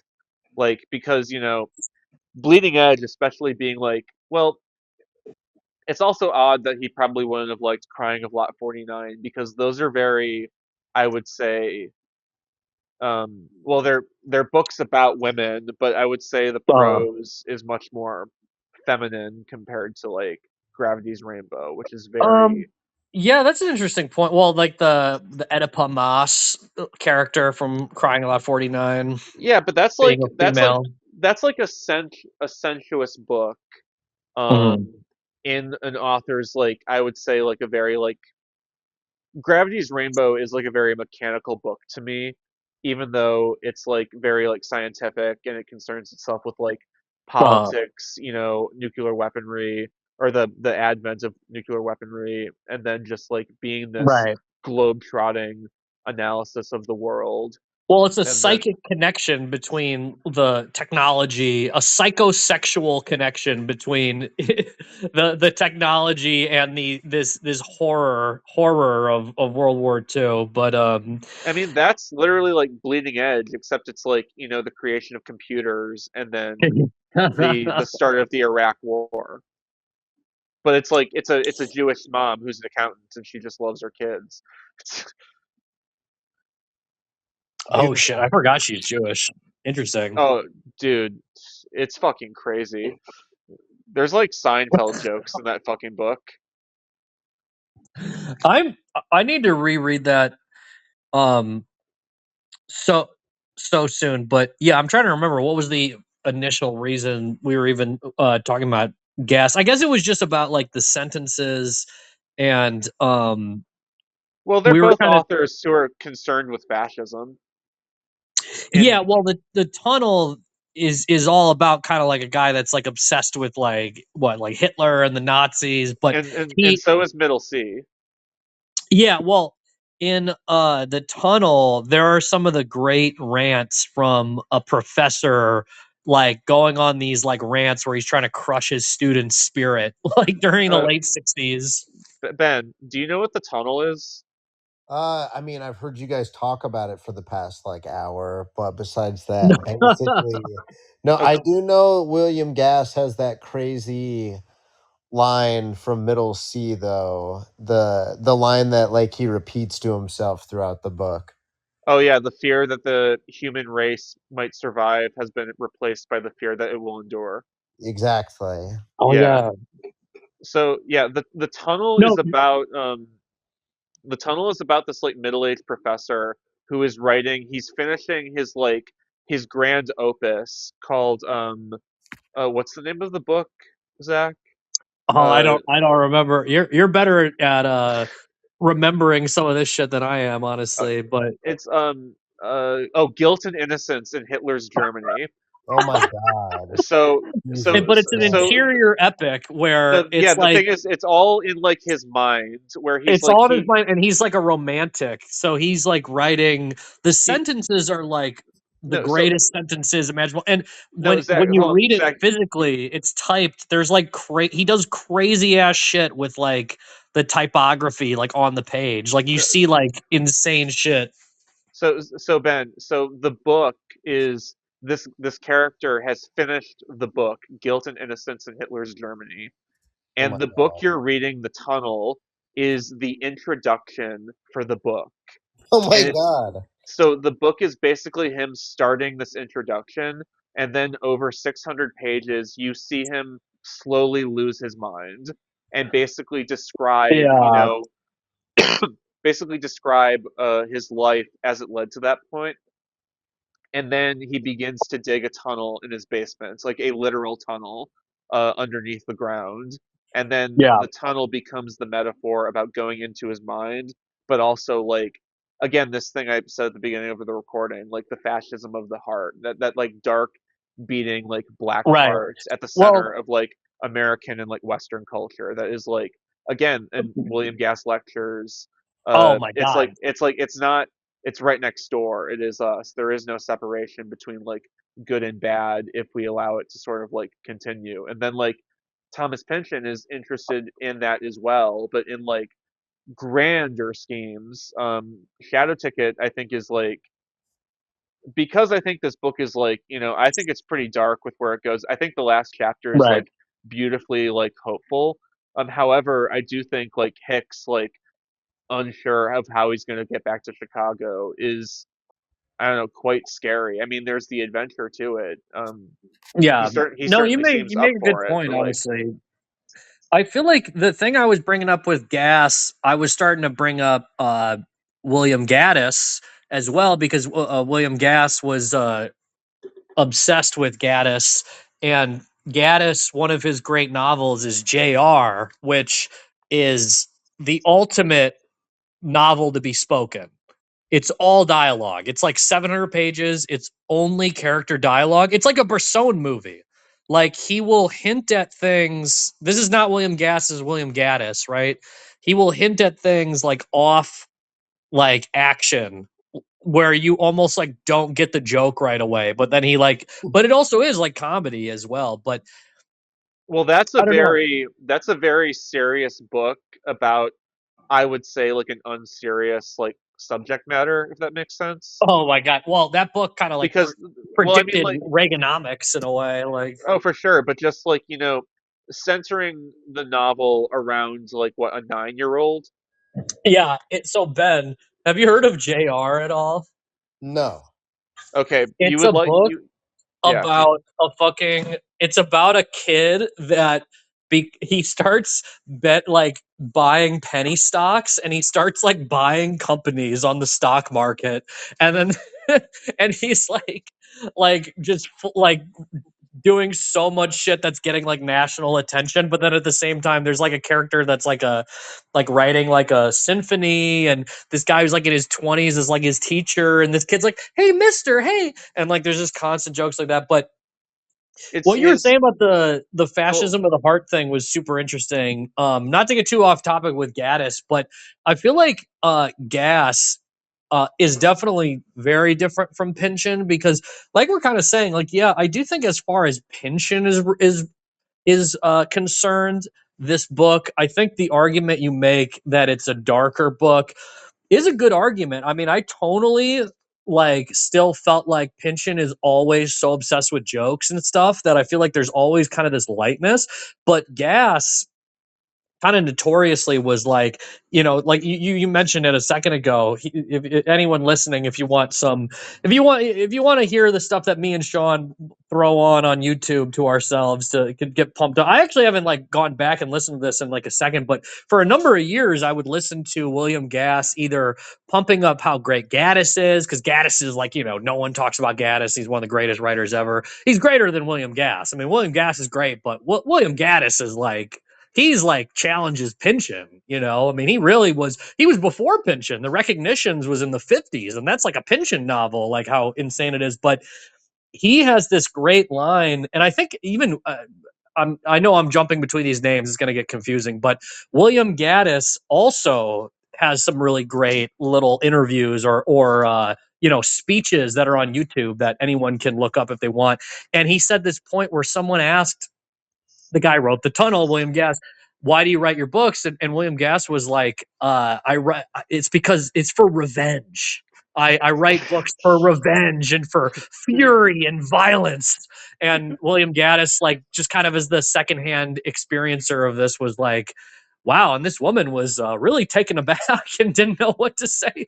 And that's kind of why I love William Gass, is that this fascism of the heart is like this violent, kind of vengeful feeling that gets focused into a romantic language. And it's a romantic language in the sense of, it's like the purity of the sentence. It's the purity but of all this, but but he's channeling rage and vengeance into, and I feel like and Pynchon it's really all it's contrasts with that. He's not really like that, is kind of my ultimate conclusion. no all that like rage and violence that is like that you say it's like it's funneled into like romanticism and like just like pure poetry, but that's all through like repression. That's what like Middle Sea is Mhm. about, and that's what tunnels. That's what the tunnel is about. Is these like two unbelievably like repressed characters, and I would say like Hicks is a pretty repressed character as well. With his union busting like background. I think he's sort of like writing off a lot of guilt he feels at the beginning of the novel, Mhm. which is then like again expanded through like the greater struggles with like Nazism and Right. uh, war in like Europe, and again like the slow, I would say, disappearance of like Western culture, pre-30s that he wants to go back to. And I mean, there's certainly a lot of like beautiful stuff in the recognitions about like wanting to return to like a simpler time through like youth. And No. then with the tunnel, it's just like the main character Kohler, yeah, William Kohler. He just There are these beautiful renditions of like past loves and like growing up that he just like longs for. And Yeah, there are some great flashbacks in the tunnel for sure. But I think Pynchon I think Pynchon read the recognitions. I mean, William Gass had this great line where he said that like nobody read this fucking book. And so basically, Benjamin, I'm talking to you specifically, uh, to give you an idea of how batshit nuts William Gaddis is, his first novel is 1,000 pages. Coming out the gate The big. recognitions, and he published it in the 50s, and it has to do with kind of like artistic New York, but then there's like art forgery so and yeah, all kinds of wild shit. And it's like 1,000 pages, and it really reads like a Pynchon novel. Like if you read it, it really feels like the closest thing I've seen that anywhere gets anywhere near as insane as Gravity's Rainbow is. And this is in the 50s. No one read it, no one cared, no one reviewed it. And he didn't publish another novel for 20 years. And he comes back, he publishes JR, which is 700 pages long, and it's all dialogue. and it's about a whiz kid making a ton of money on the stock exchange. It's like he only writes 2 novels, 1,700 pages in like 20 something years. And I think JR won the Book of the Year award because William Gass was like on the thing. But I There's a think gr- there's a Pynchon great loves them both, probably. I think Pynchon loves them both, but I think Gass like was a little bitter that Pynchon was such a celebrity in the like hardcore reader like world. there's a great story. The day William Gaddis won the National Book Award for JR, his son, I think his teenage son, like saw him in the bathroom like writing a check, and then he walked past the desk where it was, and he saw the balance, and William Gaddis had 12 cents in his account. No. So he No. practiced what he preached. Do you think like it's gonna get like new readers? Because I mean, like Yeah, yeah. I mean, I was kind of concerned because it's like I was certainly excited for a new Thomas Pynchon novel, and like all of my friends were. I have to give the book to my brother, who's very excited to read it. But like, do you right. think like people will be like, will pick it up just casually, or just like, is Thomas Pynchon like a scary name for people to like? Yeah, he is kind of like I was thinking that with the Magellan trailer that came out today. There Oh damn! there's certain words that you see in like the critic reviews that they feature in the trailer sometimes. The same with honestly One Battle and PTA, where it's like sometimes everybody calling something a masterpiece can scare people away because they're like, oh god, I don't want to have to go see a Yeah. masterpiece. Like I'm gonna have to sit down. So like I don't know. I think that there is that effect with people, but I feel like Pynchon is just such an established author by this point. I would be surprised if this Prohibition era detective novel was the one that really like swept people in. Because I mean, I don't know. I mean, I imagine it's not any more timely than any of his other novels always are, just because he's writing about things that are always relevant. Mhm. But I don't know. This doesn't seem exactly like, you know. I mean, it is shorter for sure. It's not like a Yeah, scary book. I think people will read it for sure. I just want to mention one of my favorite characters, Porfirio del Vasto. Do you remember Porfirio? Yeah, Yeah, yeah. great name. He is described. Okay, so there's a couple quotes that I want to share. One that he says, but also how Hicks describes him. He says that he has quote one of those halos of entitlement to behave as unpleasantly as he likes, which I thought was great. This is And the then Spanish guy, right? Like yes, he's like he's like is he an anarchist or something? he's the Latin lover that is with the lady that Hicks knows. And he has the And helicopter. he Porfirio, he has a the quote, Giro.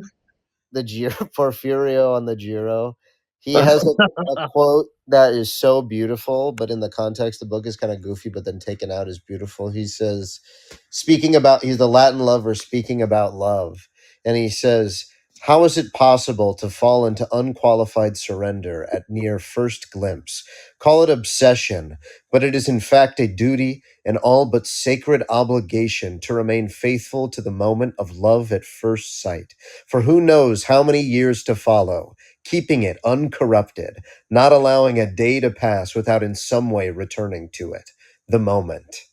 But it's Porfirio. And then he says, El momento, and then like goes on to do some goofy thing. But that was such a beautiful sliver of a place that I Yeah, feel like yeah. you don't often hear. So it's Porfirio, and then isn't he's trying to like get back with this his like ex, and she's like, I'm trying to get away from him. Yes. What was her name again? It's the The female of wait, that couple. Daphne?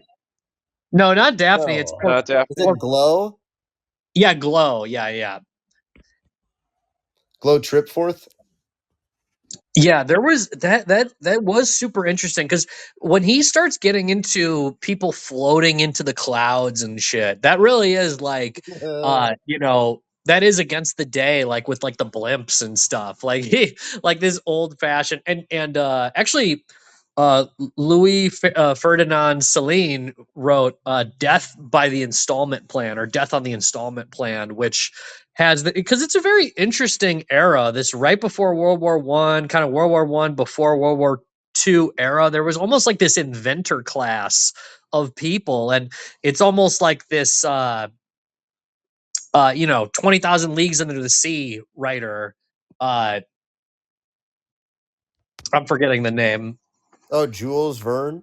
Yeah. It's like a Jules Verne inventor class of person that used to exist that has disappeared into history, which kind of disappeared with World War. So basically, World War One and World War Two, the real takeaway you can take as a historian is that those wars annihilated certain types of people. I mean, it obliterated the nobility and the aristocratic class that like a Proust would write about, but it also kind of did eradicate these inventors and like these quasi very bizarre kind of snake oil salesmen, but they had all these patents and stuff. And I think Pynchon is kind of tapping into that when he's talking about like a Giro, like a helicopters and stuff. And because I know Celine had these huge sequences in Death on the Installment Plan where the main character like runs into like this guy who either had like blimps or something like that. Like it's something along those lines, right? Like it's like a technology, it's like Slack Bay, like the Bruno Damone film type vibe, where it's like a technology that like they almost thought would get big and it didn't. So what were you saying, Sean? So the Zhiga Vertov group shows up in this book. What's up with that? What's he saying there? Which part was that? That was the part where Zhiga Vertov and Boris Kaufman, they ride around like Petersburg and they just create their films, and they're part of some sort of like anarchy group, I think. But it's it's one of those things where the narrative switches for Pynchon, and this is this is one of his tenets as like a writer, as I said earlier. But I think it's really cool how he's able to sort of halfway through the book become a more Pynchon-esque thing where he's moving between different side characters, and the brevity is something I really admire. All of these things are so short and to the point, and then it jumps so effectively, and it's he's still able to write moving sequences. It's just they happen at a blistering pace, and I was really floored by it. I guess I want to hear more about specifically why you're confused about the last half of the book, because I found it to be an expansion of everything that's been happening, and this is well, go off, King. What do you mean by that? Yeah, please this go is on. these are some of my favorite things about Pynchon's novels, the last few chapters of Mason and Dixon, are this sort of diverging wood of do we go further into the unknown, the American expanse, or do we retreat to England? There's and with Mason and Dixon, it's the whole part where all the different people are looking through telescopes up at the stars, and time is being transcended in this mapless land, which is the Western expansion. There's so much of that for sure.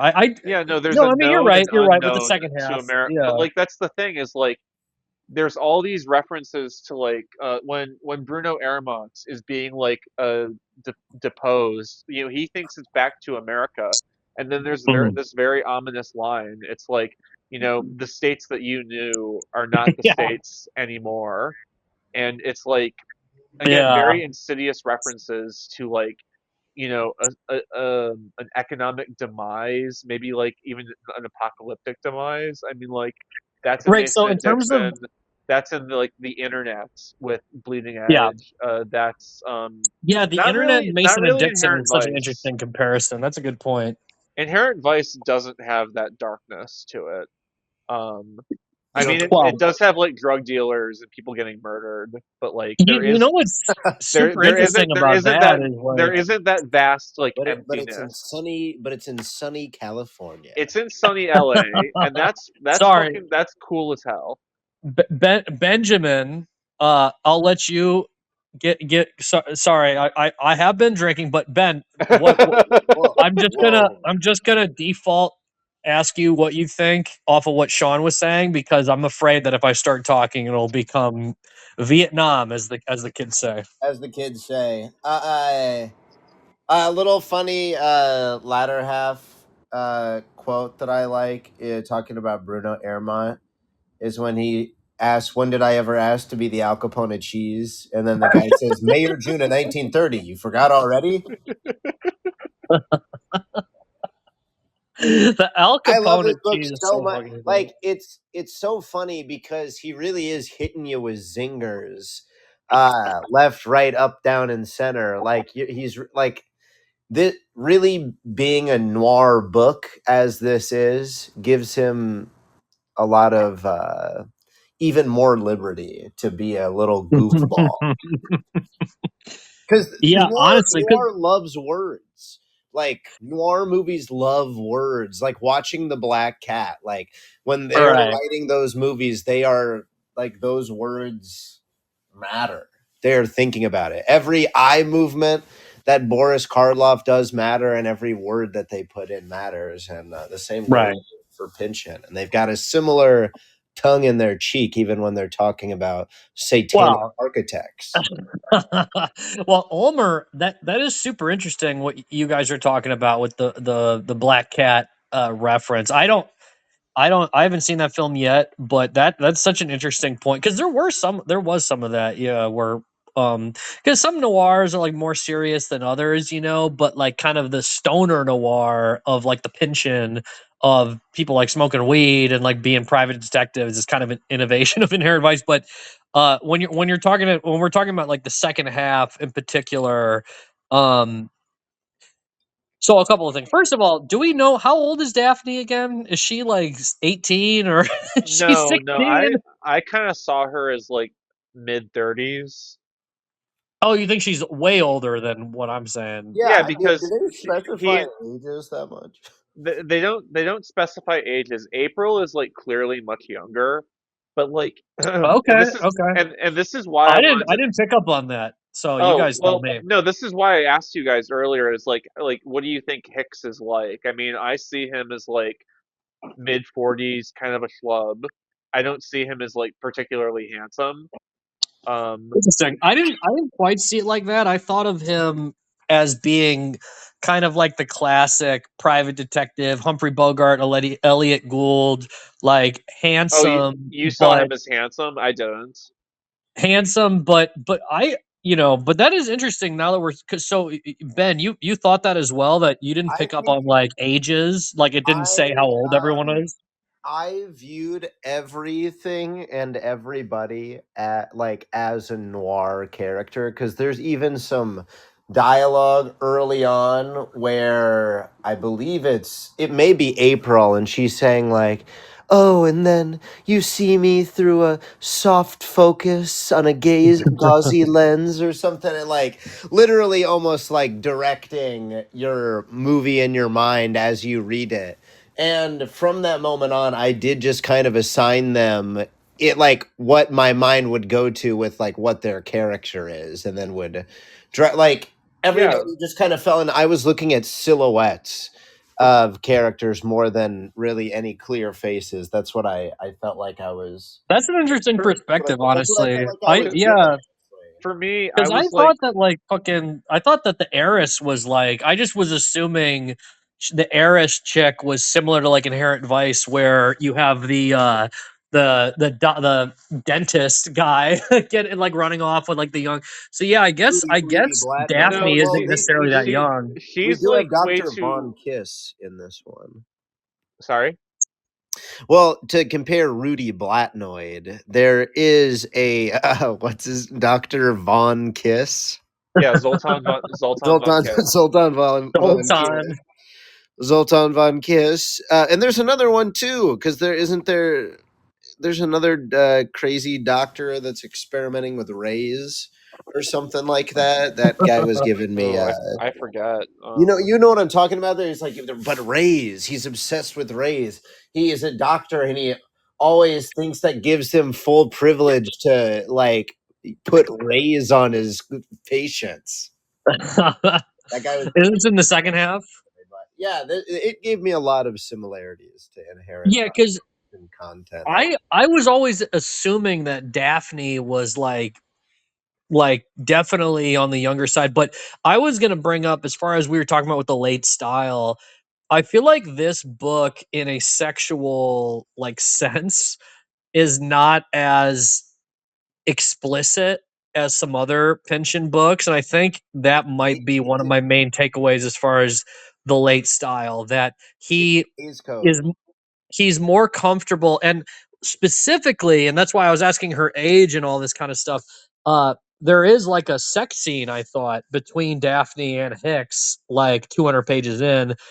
Do you guys remember this? I didn't think they had sex. What do you think, Ben? Sorry, I just hit my bum. Sorry, I was I was doing something. I don't really remember that, honestly. I honestly Okay. I got the dames mixed up a little bit. But I mean, if because No, here's the Hicks, sequence. I didn't think Hicks fucked in the book. I thought he had Oh a, no, I he think definitely he has referenced affairs, but I really with do think April, that yeah, the but book- he fucked. but I'm pretty sure he fucked Daphne. I can. I think So that here's there what I was is saying about the innuendo. There's inferences, but the movie really It's innuendo. It's the is sense Oh, of so it's not a sex scene. it's a sex scene. Let me show you this. in Hays Code. So on page 204.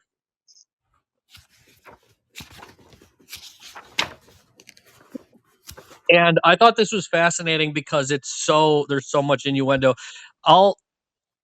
I'd like to try to read more. I mean, it's gonna be hilarious for me to read some of this, but I'll try to like keep it brief. But I like literally read this as like a sex scene that was hinted at, that and I can like stop, but I'll start reading and I'll point out some certain kinds of things. This might take me a second though, because this is like the free and forgiving arrangement. yeah, this is like half a page. It starts at for a second he thinks,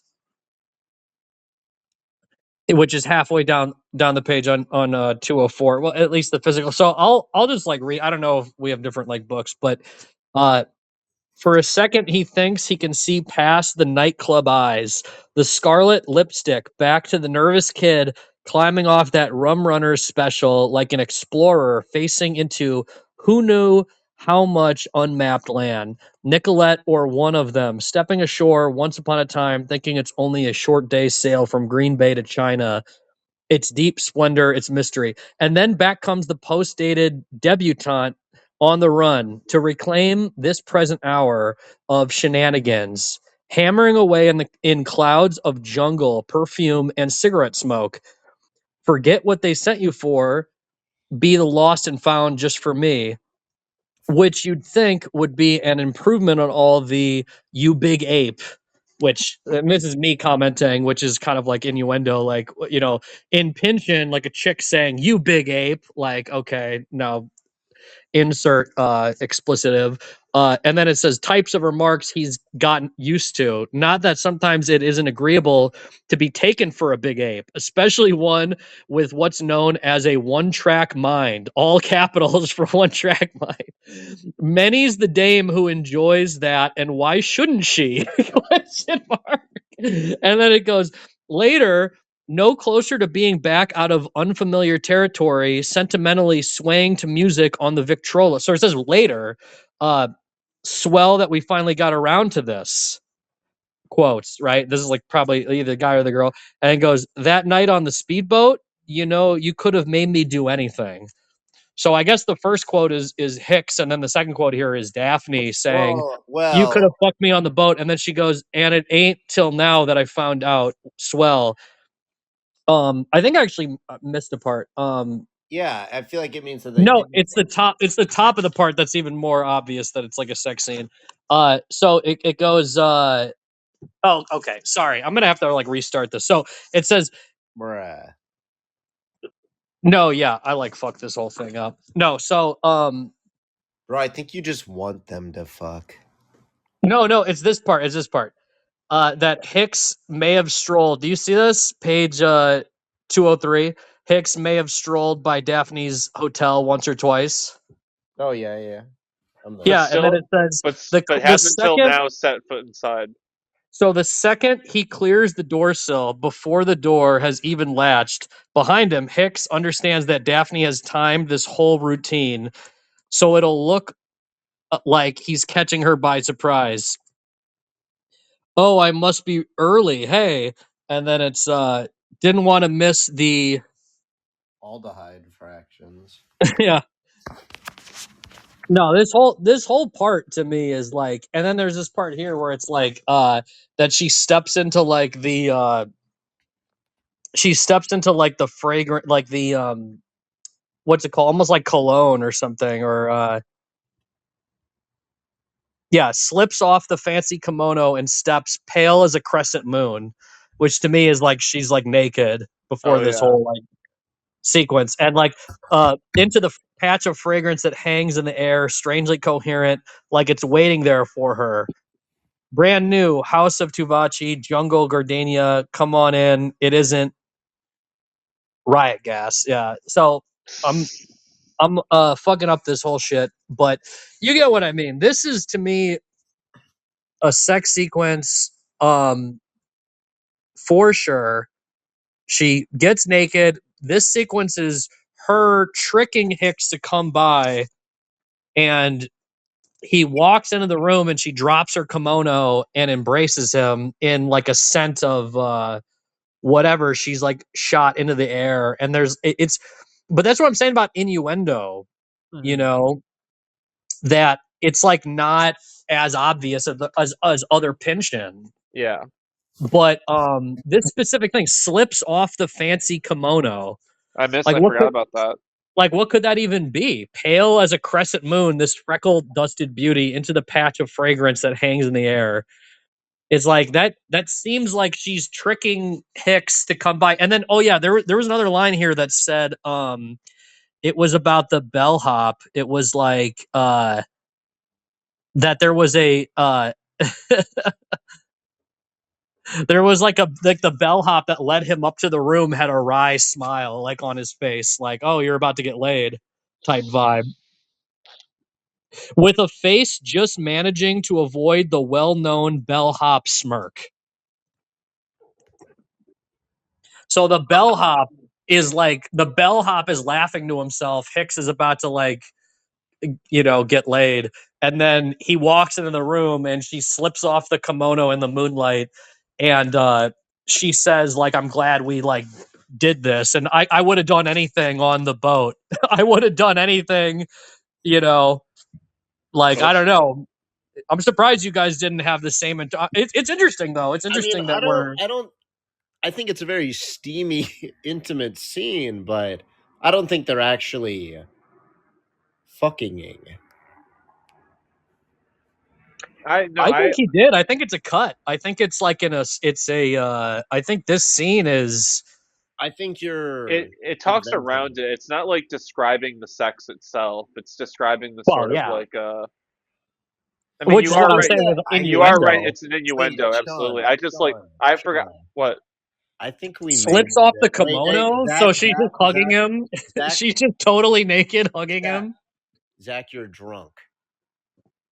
I circled this scene. I wanted to talk about that before I drank anything. Sean, I think we need to stage an intervention for Zach.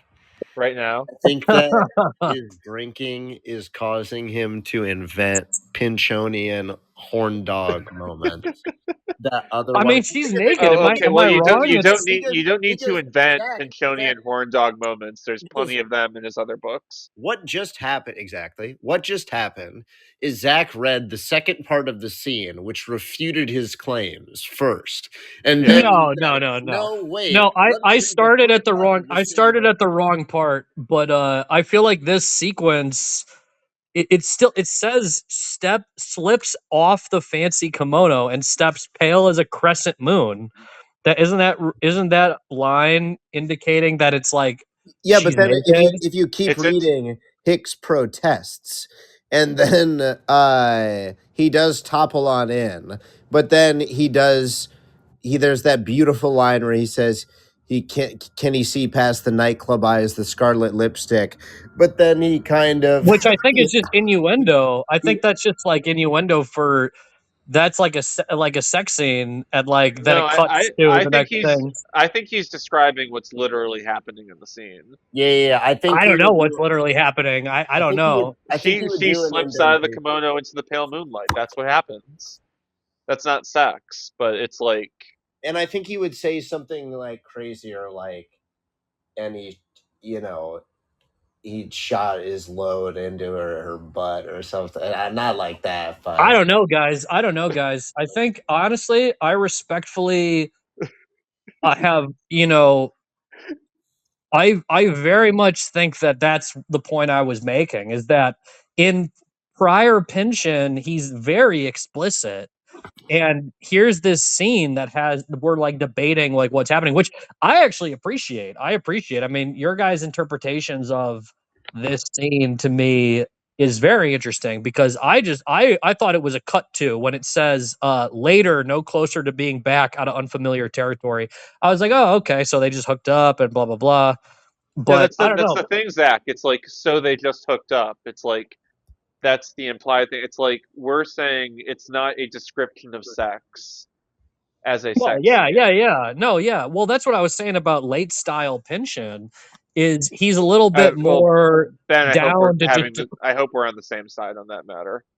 I think that well, it's late I style Pynchon as in there isn't like explicit sexual scenes in this book overall. And I felt like this was the closest he got to it. And I feel like, I think that the jury's out for me. I think that they could have fucked. Otherwise, what does the line "swell that we okay. finally got around to this" mean? Yeah, yeah. That's like, Well, that's just like after they met. I mean, like but she said I would have done anything. Like you could have made me do anything on the speedboat. Like after swell, we finally got around to this. Ben makes a great point. That's innuendo. That's the whole conversation I've had Oh, with. but it's so beautifully done. It's But so it's the ambiguous. It's environment. wow, he's ambiguous. so It's good. Wow, he's ambiguous. This so isn't. good. This I'm like isn't like horn dog stuff. This is like the innuendo as far as being like an art I form. think that if we had a camera on Zach right now, he would be licking his chops left to right to right to Bro, left to left imagine to you right. cut to me and it's just like the most uncomfortably big dick, just like rock hard. Jesus Christ. And you're just like, Jesus, that guy The has a cam- huge dick. The camera's like No, beneath. The camera's like on the ground beneath you on selfie no, mode. Ben was very slutty for Halloween, I believe. I was. I mean, fittingly, I came for one battle, and I stayed in that mode until Halloween, and I was rock hard as Colonel Lockjaw, Colonel Steve Lockjaw, and I would like people to know that in I was Lockjaw, handcuffed with a Coke bottle in my pants to resemble a hard on, and I had multiple strangers who were women come up to me and say, "This is a great costume." So I went into the Hell night yeah. worried that I would be offending people or making people Well, uncomfortable, in and that was fairness, not the Ben, case. It was not the in case. fairness, can I be a little politically incorrect here for a split second, my brother? Oh no! Ben is like, oh shit, he texted me some crazy shit. No, I was gonna say that you're, obviously a handsome man, Oh, and a chick who sees the fake boner on Ben is a little bit more like, oh, ha ha ha ha ha. Well, But that's very sweet of you to say that. yeah. Strangers would compliment my boner at a party, but Well, if you were a hideous, scary hobgoblin, they would be like, ah! They would just like run away. No guys, just I girls. it, I was peacocking all the guys. I think all the guys were just getting a lot of testosterone from seeing it, and it was making them feel weird. But yeah, no, it was great. It was But awesome. No, I was just saying, like, the boner costume would be a little scarier if you were an ugly guy. But that's my well, that's very sweet of politically you to incorrect say, comment Zach. of the night. It's very sweet of you to say. I'll take that to heart. That my costume would not have worked if I was uglier than I am. But I tried to stay relatively. It was honestly the most fun Halloween costume I've had, because he's one of the most fun characters to play. Because all you have to do is You like black grumble. girls? Yeah, all you have to do is walk around and grumble and be just so crazy. God. Oh man, we could just turn this into a one battle conversation now. Fuck this stupid book. Let's go back to the No, one battle after another, baby. That's because just then juice she right there. disappears again, doesn't she? Doesn't she like he She like he like drops in and out of like the last half of the book, in really fascinating ways. I really love her last chapter with her dad. Well, Before I was like about to bring they up the say dad goodbye. part because there's another innuendo filled sequence. But it's also just like, I mean, Hicks really has like no control over like where No. she goes and what she does. So yeah. So doesn't like the paparazzi catch like a photo of Daphne on Bruno's lap? Sounds about right. Okay, so is Ben gonna go to war with me over this as well? Yeah, that's not his actual lap. I don't know. You guys fill me in because I'm pretty sure there's like there's like a sequence where she's like hanging out with her dad and it's kind of weird. It's like kind of weirdly sexual. I never got that either. I mean, I always thought there was like a sort of like intimacy between the two of them. Like, I'm referring No, specifically I to agree. There is. their final chapter. It's even referenced there about some like incestuous. That is a word used. Yeah. To Wait, Daphne. Wait, Daphne and Bruno. Come on, her own father. That's illegal, ain't it? Yeah. See, there. Like, I remember the term incestuous definitely being used to describe some sort of contract between the two. Because I mean, doesn't she? She gets the entire fortune in the end. Yeah. From Bruno before he. Yeah. So here's a line on page 224. It says, "Word around is she's been working her own counter scheme, luring Bruno deeper into a sordid and forbidden sex affair, while hired photo crews secretly record every last shameful detail." Jesus Christ. So there's a whole sequence where Daphne is like hanging out with her dad, and it gets like really weird and like fucked up. And they like go to a movie, and it kind of feels like a date. And I remember at the time when I was reading this sequence in the second half, I was like, okay, this is her. Like, I literally was so stupid. This is, Zach being stupid. I remember just being like, man, is Daphne like her? Is this the daughter of this guy? Because I was like freaked. I was like, what the fuck? Like, what is going on? And I like went back in the book, being like, oh yeah, no, this is Daphne Airmont, and she's having this weird like date I with her dad, and then the paparazzi get photos of it to like I, blackmail the dad or some shit. I love the opening of this segment where it's like, of course, if anyone has the inside dope, it's Sly Gerhardt. Yeah. Oh god, this has so many great names in it. They really did not chill with the names in this. Yeah, there's some crazy names. I mean, there's like 10 names that I don't even remember, like just like crazy ass names, because the main character like gets with a bunch of different chicks in this book. Like, doesn't he? Like, he like makes out with a completely different chick in the end of this book. Oh my god. Here, can I read this a little bit? Okay. I think this is very funny. Nazis prefer an intellectual cosmopolitan Jew who lives mostly inside his head, a Luftmensch, easy to push around, little or no means to defend himself. Surprise! In Bratislava, they're developing a more dangerous model. Idea is to always keep moving, keep hitting, never have both hands doing the same thing at the same time. Sounds kind of Japanese. You could think of it as Jiu-Jitsu. Yes. I forgot about that. That's Holy such a shit. good. That's such a good pun. Krav Maga man. No, yeah, because doesn't Roth Hicks the second half of the book, like, let's just like nail down a proper description of the end of the book. Is kind of my end goal for the podcast, because doesn't Hicks, like we're saying, Hicks kind of disappears, and then it's a bunch of different European characters that are like fascists that are like on motorcycles, and then there's Daphne who's like running into one of her boyfriends, like a jazz musician and stuff, and she's seeing all these countries that used to be one way become fascists, and she's seeing like a fascist like influence, whether it be like the Nazis or you know, there's like a vibe of like, isn't there like a bounty hunter that's like hunting down Jews and shit like that? Yes. Yeah, there's a lot of Nazi shit going on.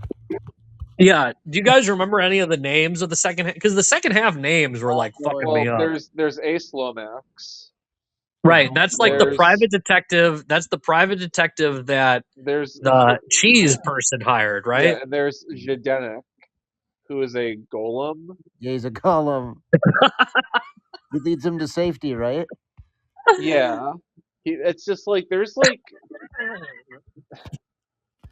names like that. It's just like, because you have so much difficulty like pronouncing them. It's like, you can't. There's literally a golem in the movie. It's so funny hearing Ben and Sean be like, and he was a golem? Yeah. Saying it at the same time. I literally. It took us a while. It took us crazy a while to get to it, but we did it. The Vlad boys. Yeah, okay, the Vlad boys are sick. Like, there's just so much like sick stuff at the end of this book. Like, well, they were Nazis, right? Yeah, you know, they're like cool. No, they're sick as fuck. Oh shit! Did we get to the base part of this book? Base. The base part of the base part of this book. No, that'd be so funny. I'm just like, Ben, isn't this part based? It's the whole book is peppered with based shit, honestly. We decided this was based back in September before it came out. all of his shit. What are we talking about here? Based. I think it's really cool how the book ends with like a military coup on Yes. Go into that. What do you mean exactly? Ousted by MacArthur. Yeah, no, it's like, again, the United States is no longer like at the end of the book. What page is that on? The MacArthur? Here, I don't remember specifically. Don Pepino and April Mary. You're saying that there's like a alternative history. I did not pick that up. You didn't catch that? No, like literally he hears it over radio, and that's basically like Skeet talks a little bit about that at the end, doesn't he? Do you know, or do you think that Skeet is related to Zoid? Because his last name is Wheeler. He is. Oh, absolutely. No, that's a part of the sadness of the ending of the book is that like it's the last like 30 pages or something. Well, the sentiment of it, where like Hicks is like he has that conversation with his mom, where he basically, you know, it's like, I'm all right, Ma, in that sort of like very brief way, but he is trying to make sure everything's all right back there, and then like there is this fear of like what's happened to April. This is interesting because if FDR was cooed by MacArthur, but 9/11 still happened, because assuming that Against the Day is still in the same universe, this has a lot of strange repercussions. Well, Also, Bleeding Edge is with Well, 9/11. oh, and Bleeding Edge, presumably. Do you assume that all of his books are within the same shared Pynchon universe? I do. That might Well, make there's me some of that. that I might mean, make me a bit of a nerd, but I kind of do believe that. the Earth like opens up and like the Chums of Chance like see like elves coming out of the Earth and Against Well, the Day. there's Well, elves in this. Mucho Moss is referenced in Vineland. Oh yeah, You remember that, right? Oh. yeah, it kind of rings Oh, a bell. yeah. No, one of the characters' last names is Moss. I have to look Right. that up specifically, but like, no, he has a tradition of like, getting characters from other books and like putting them in other novels. Well, Yeah, yeah. that's pretty amazing. The name similarity for sure. Skeet Yeah. goes west and then has Zoid, probably right. He would be Zoid's dad by age. Mhm. Has Zoid, and then Vineland takes place. Is there like a hard chronology? Literally. So one of my like this is just pure lore real quick. I had a professor this English professor, and he had this theory about gravity's rainbow. And I remember being like, damn, that's such a specific theory. And I could never like follow up on it, but I could kind of follow up on it. But he basically said that because I think, they bring up like what the poison distribution is like one of the things they bring up as far as like the math. Like there's a specific math formula for how the rockets are landing in like London. And my literally this English professor who I had my senior year of school, he ended up telling me that the characters, the way they come in and out of Gravity's Rainbow, are distributed on a mathematical like formula. Like it was a You've told me about this before, yeah. yeah. He told me that very, very, very confidently, and Pynchon referenced very specific books on rocket mathematics that were written in German. Like he literally is. I remember reading an essay where he's quoting very specifically the rocket formulas off of like German like papers on rocket technology, like with the V2s and stuff. So he was. You can't put it past him. You can't almost put No. anything past him at this point. There's like I think there's a kiss scene between Hicks and another female character. Is that And not? I just Yeah, Tariq. that's Daphne. Oh yeah, Tariq. Yeah, exactly. yeah, Tariq. Who is Tariq? She's a motorcycle courier. Right. So the motorcycles they're like the Ustasha fascists from And then Czechoslovakia, right? she Or stays in Croatia, Hungary. sorry. She stays in Hungary at the end of the book. Okay. Yeah, That's after. So yeah, he brings up the Ustasha. The Ustasha was like some of the worst of the worst because a Oh, lot of the barbarity of like World War II was like right in that region between Croatia and Ukraine and Serbia. Like there was a lot of Nazi sympathizers in Eastern Europe that were some of the worst as far as like fascist. I mean, obviously all the Jews left Russia before the Holocaust happened because the Heyo. Russians drove them out. That's So what I'm like. The Ukrainians fucking they hated them when when the Nazis came in. It was like, yeah, but I feel like Croatia was right there as well. The Ustasha were some of the worst of the worst as far as like fascist World War II armies, or figures. Zach, Yeah. I found the Roosevelt line. Can I read it to you?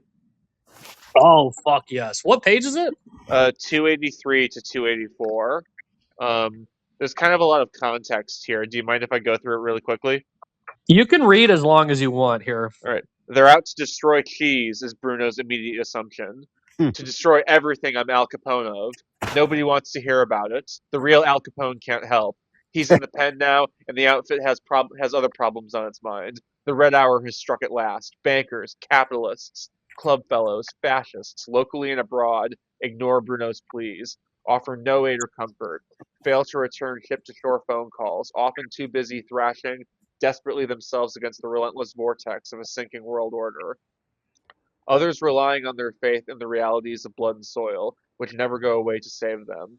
I knew it. The minute that damn Bolshevik Roosevelt got into office, only for a minute and a half, there was a coup, gang of millionaires, including a couple of Roosevelt's own brain trusters, like that Hugh Johnson. General MacArthur is in command now. The Oh one who my broke god. the one who broke up the bonus army, says he understands the insurrectionary mind. Old Milwaukee family. I think Doug went to West Division High around the time I was in Chicago Latin. Might be a useful contact for you back there. We never meet. Didn't move in the same circles. Jesus, Oh that's god, that's crazy. such a No, great I think line. you guys are right. I'm a complete moron here. I totally missed that. Holy shit. And see, like that also leads into like the sadness of a statement like this, where it's like the this minute the minute that damn Bolshevik Roosevelt got into office. on 290. This is when Bruno has basically like gone off the grid, but like, well, he's going back to the grid. The U-13 surfaces, passes slowly. Everybody out on the deck for a look. She could be seen for miles till night. Unmeasurably vast falls around her. Statue of Liberty, guesses Bruno. Nope, Right. Stucky replies. We ain't Gallagher and Sheen either. This ain't no Statue of Liberty, Bruno. No such thing. Not where you're going. You said you were taking me back to the States. We are, and then we're not. Meaning what? It's the U.S., but not exactly the one you left. There's exile and there's exile. Okay. Yeah, yeah. It's a really like, No, I yeah, don't know, because this MacArthur part, a scary that's so funny. sentiment to end that on, where it's like, That has fascism come to the United States in like an aggressive way? wait, what term did you use? Oh, you said fascism. Fascism, yeah. For a second, I Like, thought you said Bathism, and I was like, wait a second, that's that's not Saddam Hussein is not around right now. But no. uh, for for a split second, I thought you were talking about the Bath Party. But no, yeah, that's super interesting. I don't know how I missed the term. There was a coup. Yeah, That's this wasn't actually exactly innuendo. so. What is these two? Do you This is, remember? you said this is over like the radio. Sorry? So the context of this coup being described. Oh, the context is Bruno's cheese empire. Right. Yeah, because Bruno is like freaking out that That's all of his crazy, assets are man. falling apart, and it's because of the coup.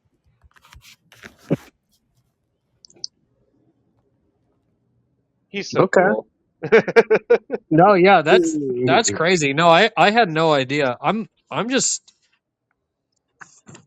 yeah, I can't believe I missed that. That's super fascinating though. Like, cause yeah, that was that seems to be like what happened. I mean, off of me like looking at this like part, if we're getting into the spoilers of like the book, and I kind of find that We're annoying beyond when spoiler Did warnings at this point. did the best scene in the book? Do the best scenes in the book happen without Hicks? Because the Cheese Empire, I feel like, is largely devoid of Hicks, and like chapter 13, and then also chapter 33, where they have the rescue from the terrorist training camp. Yeah, that's such a Sweet East joke. Uh, I don't know, Ben. Have you seen the Sweet East? The sweet no, but I know that what that is. Do you know they're like like an hour into the movie, they stumble upon like an Islam like militant training camp, Oh my god. like in the middle of Virginia. It's insane. But like I know, yeah, I know what you mean. I feel like Hicks is the center of like three of my favorite scenes, and then there's a couple that like don't involve him. I would say my favorite scene involves Hicks, but Which is your favorite? I that's a I have two options. I have two options, and they're both like at the beginning of the book, which is kind of strange. But like they both involve Hicks. It's the what it was the submarine scene in Lake Michigan, oh yeah. and then his goodbye to April. Mm. Like those two, I think are just like very unsettling, but like beautiful like atmospheres he creates. And then in the second half of the book, my favorite scenes are the Vlad boys and the motorcycles around Russia, and then Daphne and uh her dad's goodbye. Yeah, I think those two are like one, like it's just really funny and very emblematic of like Pynchon's sort of like rah sky captain of tomorrow, energy. And then also just like his ability to like, stop the jokes and just write like beautiful prose. Yeah, this guy's really good at writing. That's something that kept hitting me as I was reading it. His books are just so good, and after I haven't read everything by him, but I have read the first one, Edna. What the fuck? I can never remember the title of this. The Crying of Lot 49. That's the second one, but Oh, I'm out. What's the first one called? V. V was the first. Damn. All V right, was the bro. first. Banger. Yeah. Okay, wait. I have a question. Yeah. What Pynchon book would you want PTA to adapt next if he was gonna just keep going back next is to a whole other conversation. Oh damn. Because he clearly when we say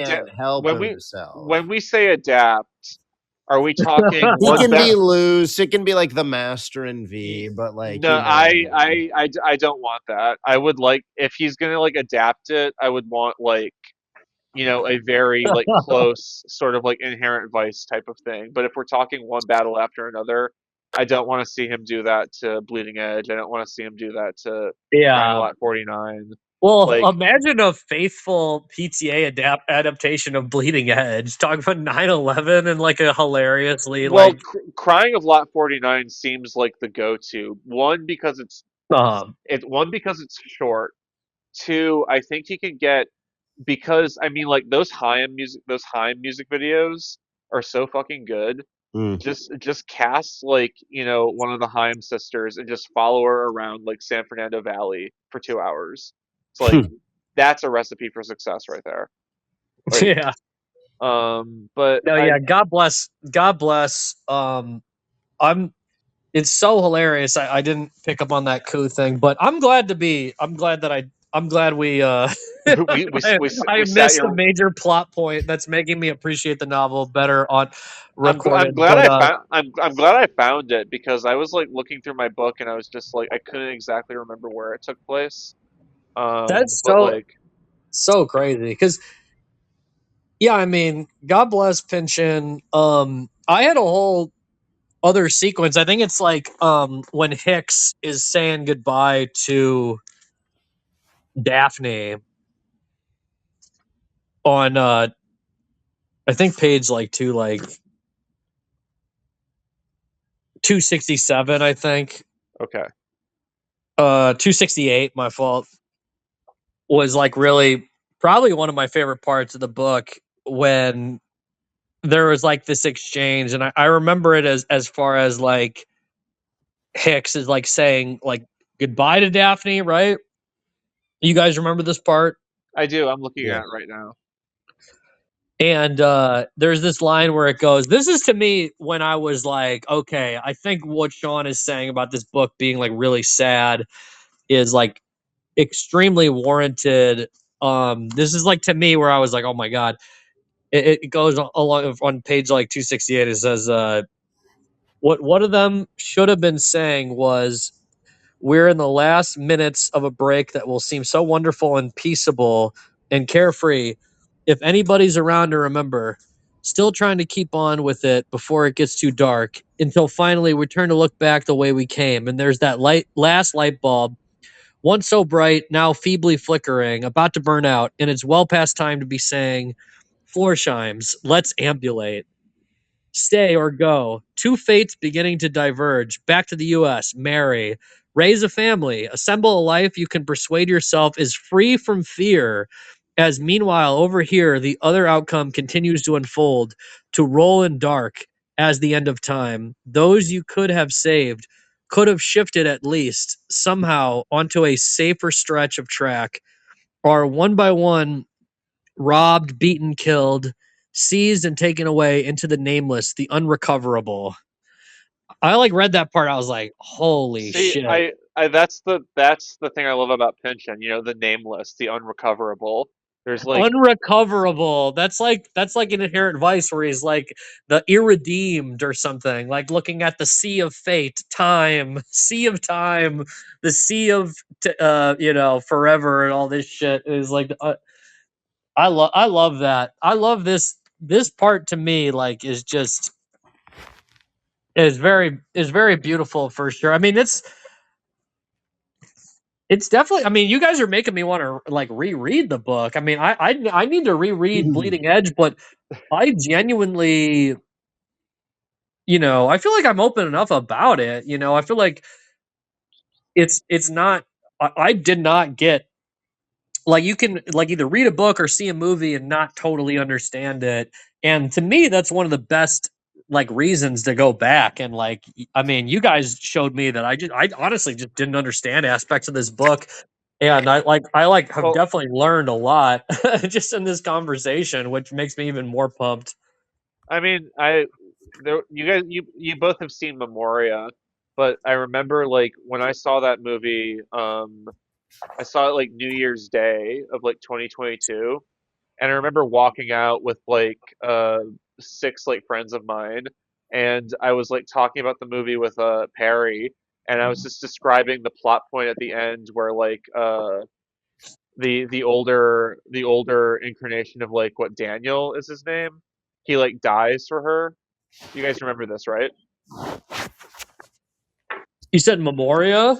Yeah, you guys remember this in Memoria? Yeah, Yeah, the yeah. guy who's lying there. Yeah, so when I described that scene and I was like, it's crazy that's like his older self, and I got to see him realize that and like make that narrative connection in his mind. So it's like that's the thing is like you have to process art like very like slowly, and then you realize things that you didn't realize when you first encountered the piece. Oh yeah.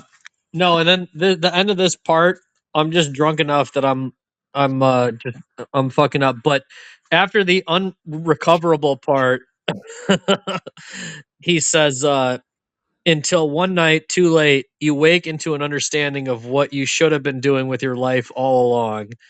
Something like that. If anybody was still there to hear it, which there isn't. I feel like that's a very Pynchon uh sentence. I know it's like a little bit out of context, but it's like he'll raise a possibility. He'll say, uh, if there's anybody there to hear it, and then he goes, but there isn't. Like he'll bring that up, like he'll do that like rhetorically. He'll as far as like some of these like great Pynchon sentences we're kind of alluding to. I feel like I'm drunk enough where I've like fucked it all up. But at the same time, uh, you know, that's kind of my pitch on Pynchon is that he'll go on these unhinged rants and he'll say like, but who? Nobody. Like he'll answer his own question, or he'll ask a rhetorical question in an unhinged rant. He'll say, if anybody was still there to hear it, which there isn't. It's like to me that was just I was like like this sequence was great. I mean, especially the fact that it says one of them should have been saying. Like the idea of an alternative to that like sequence, I was like moved by it. Like even though in terms of plot, I believed it was like, Hicks saying goodbye to Daphne. Um but yeah, it wasn't. It was more the sentences for me that I was like, okay, because again, it's like plot is like important in all these different kinds of things. I think with Pynchon, it gets hard to follow the plot and it gets hard to follow like what happens. But I get drawn to something like that, like a sentence that is almost asking a rhetorical question and just like answering it It's interesting, especially in like the end of the book. But I don't know if we had any other points to make off the ending, because basically Well, I do have they one, I do have capture one Bruno, question. right? I do have one question. Yeah. What do we think of? I mean, whether Pynchon has another book out, well, remains to be seen. But like, potentially the last line of his whole career is Skeet. What's up with Yeah, that? I did. I shared that sentiment with you, Sean. I hope that is true. That's because I mean, one, it's like one of Pynchon's like most known things is his name, so I think it's very interesting that if that's the case, he ends on like a very Skeet. iconic element. It's just it's a Skeet very is the beginning, arguably, and so to end on it would be, quite if it ironic. well if it is like a sort of McCarthy thing and he like has like a connected book, it'd be funny if it was like a dialogue between Skeet and Daphne for like 200 Wow, pages. yeah, that would be wild if he just followed McCarthy like step for step. Yeah, but like I just that the sound of that word Skeet, it's like it's a Skeet. very like it's very immature, it's very jokey, and then it's just that like that's a very like Mason and Dixon sentiment. Don't they Form like that. kidnap Bruno Airmont? Don't No, the he surrenders to them like as a right? Yeah, deal yeah. for Daphne, and then he's brought back to the United States, which may or may not be a wasteland. Because when you said that, I was thinking I started thinking of the Mason and Dixon thing where they're like we're on a nation like unmapped, untimed, like time hasn't even existed into this Western expansion, like manifest destiny. Once you go past where the map already is, you are in a different time. Yeah. That's almost where my mind went. But when you guys bring up the MacArthur FDR shit, that is super fascinating. That it does seem like you're just coming back to a nation that's unrecognizable. And you guys think that the cheese conspiracy is one of the reasons MacArthur did the coup. I think the cheese is suffering because of it, but I don't think it's the cause. But Okay. again, it's like I would have to like again search through like several pages to like go digging for that Super, information. super interesting. No, No, there's so many levels to this. the American cheese industry is destroyed. Yeah. I imagine that this would in turn domino the entire United States economy. Yeah, because dairy, just Yeah. it's big shit. So how does the book end? The book ends with Kind of Hicks. weary Hicks. Well, basically, all right. So it's like a letter Daphne to has Hicks, the right? yeah yeah. It's a letter. Well, it's not a letter. It's basically a broadcast. I don't think it's a because Skeet is like he's introduced as being like a radio guy. I'm pretty sure, and Oh, so do you think it's from the submarine in the last? I think so. I don't think it's a letter because I don't know where Okay, he would send the okay. letter through. There might be some other details about how he's like communicating with on Amalgamated Ops. But like yeah, no. So Bruno has surrendered himself. Daphne has the fortune. Hicks is basically on the cusp of like learning a new language Yeah. because he doesn't know how long he's going to be in Europe. And then it ends with basically Skeet describing vaguely what's happening back in the United States, and then there's the promise that they might see each other again. Skeet, we should all just say Skeet on 3, and that should be the end of the episode. Everybody ready? Okay. 1, 2, 3, Skeet. Skeet, Eat. Skeet. Skeet, Skeet. Skeet.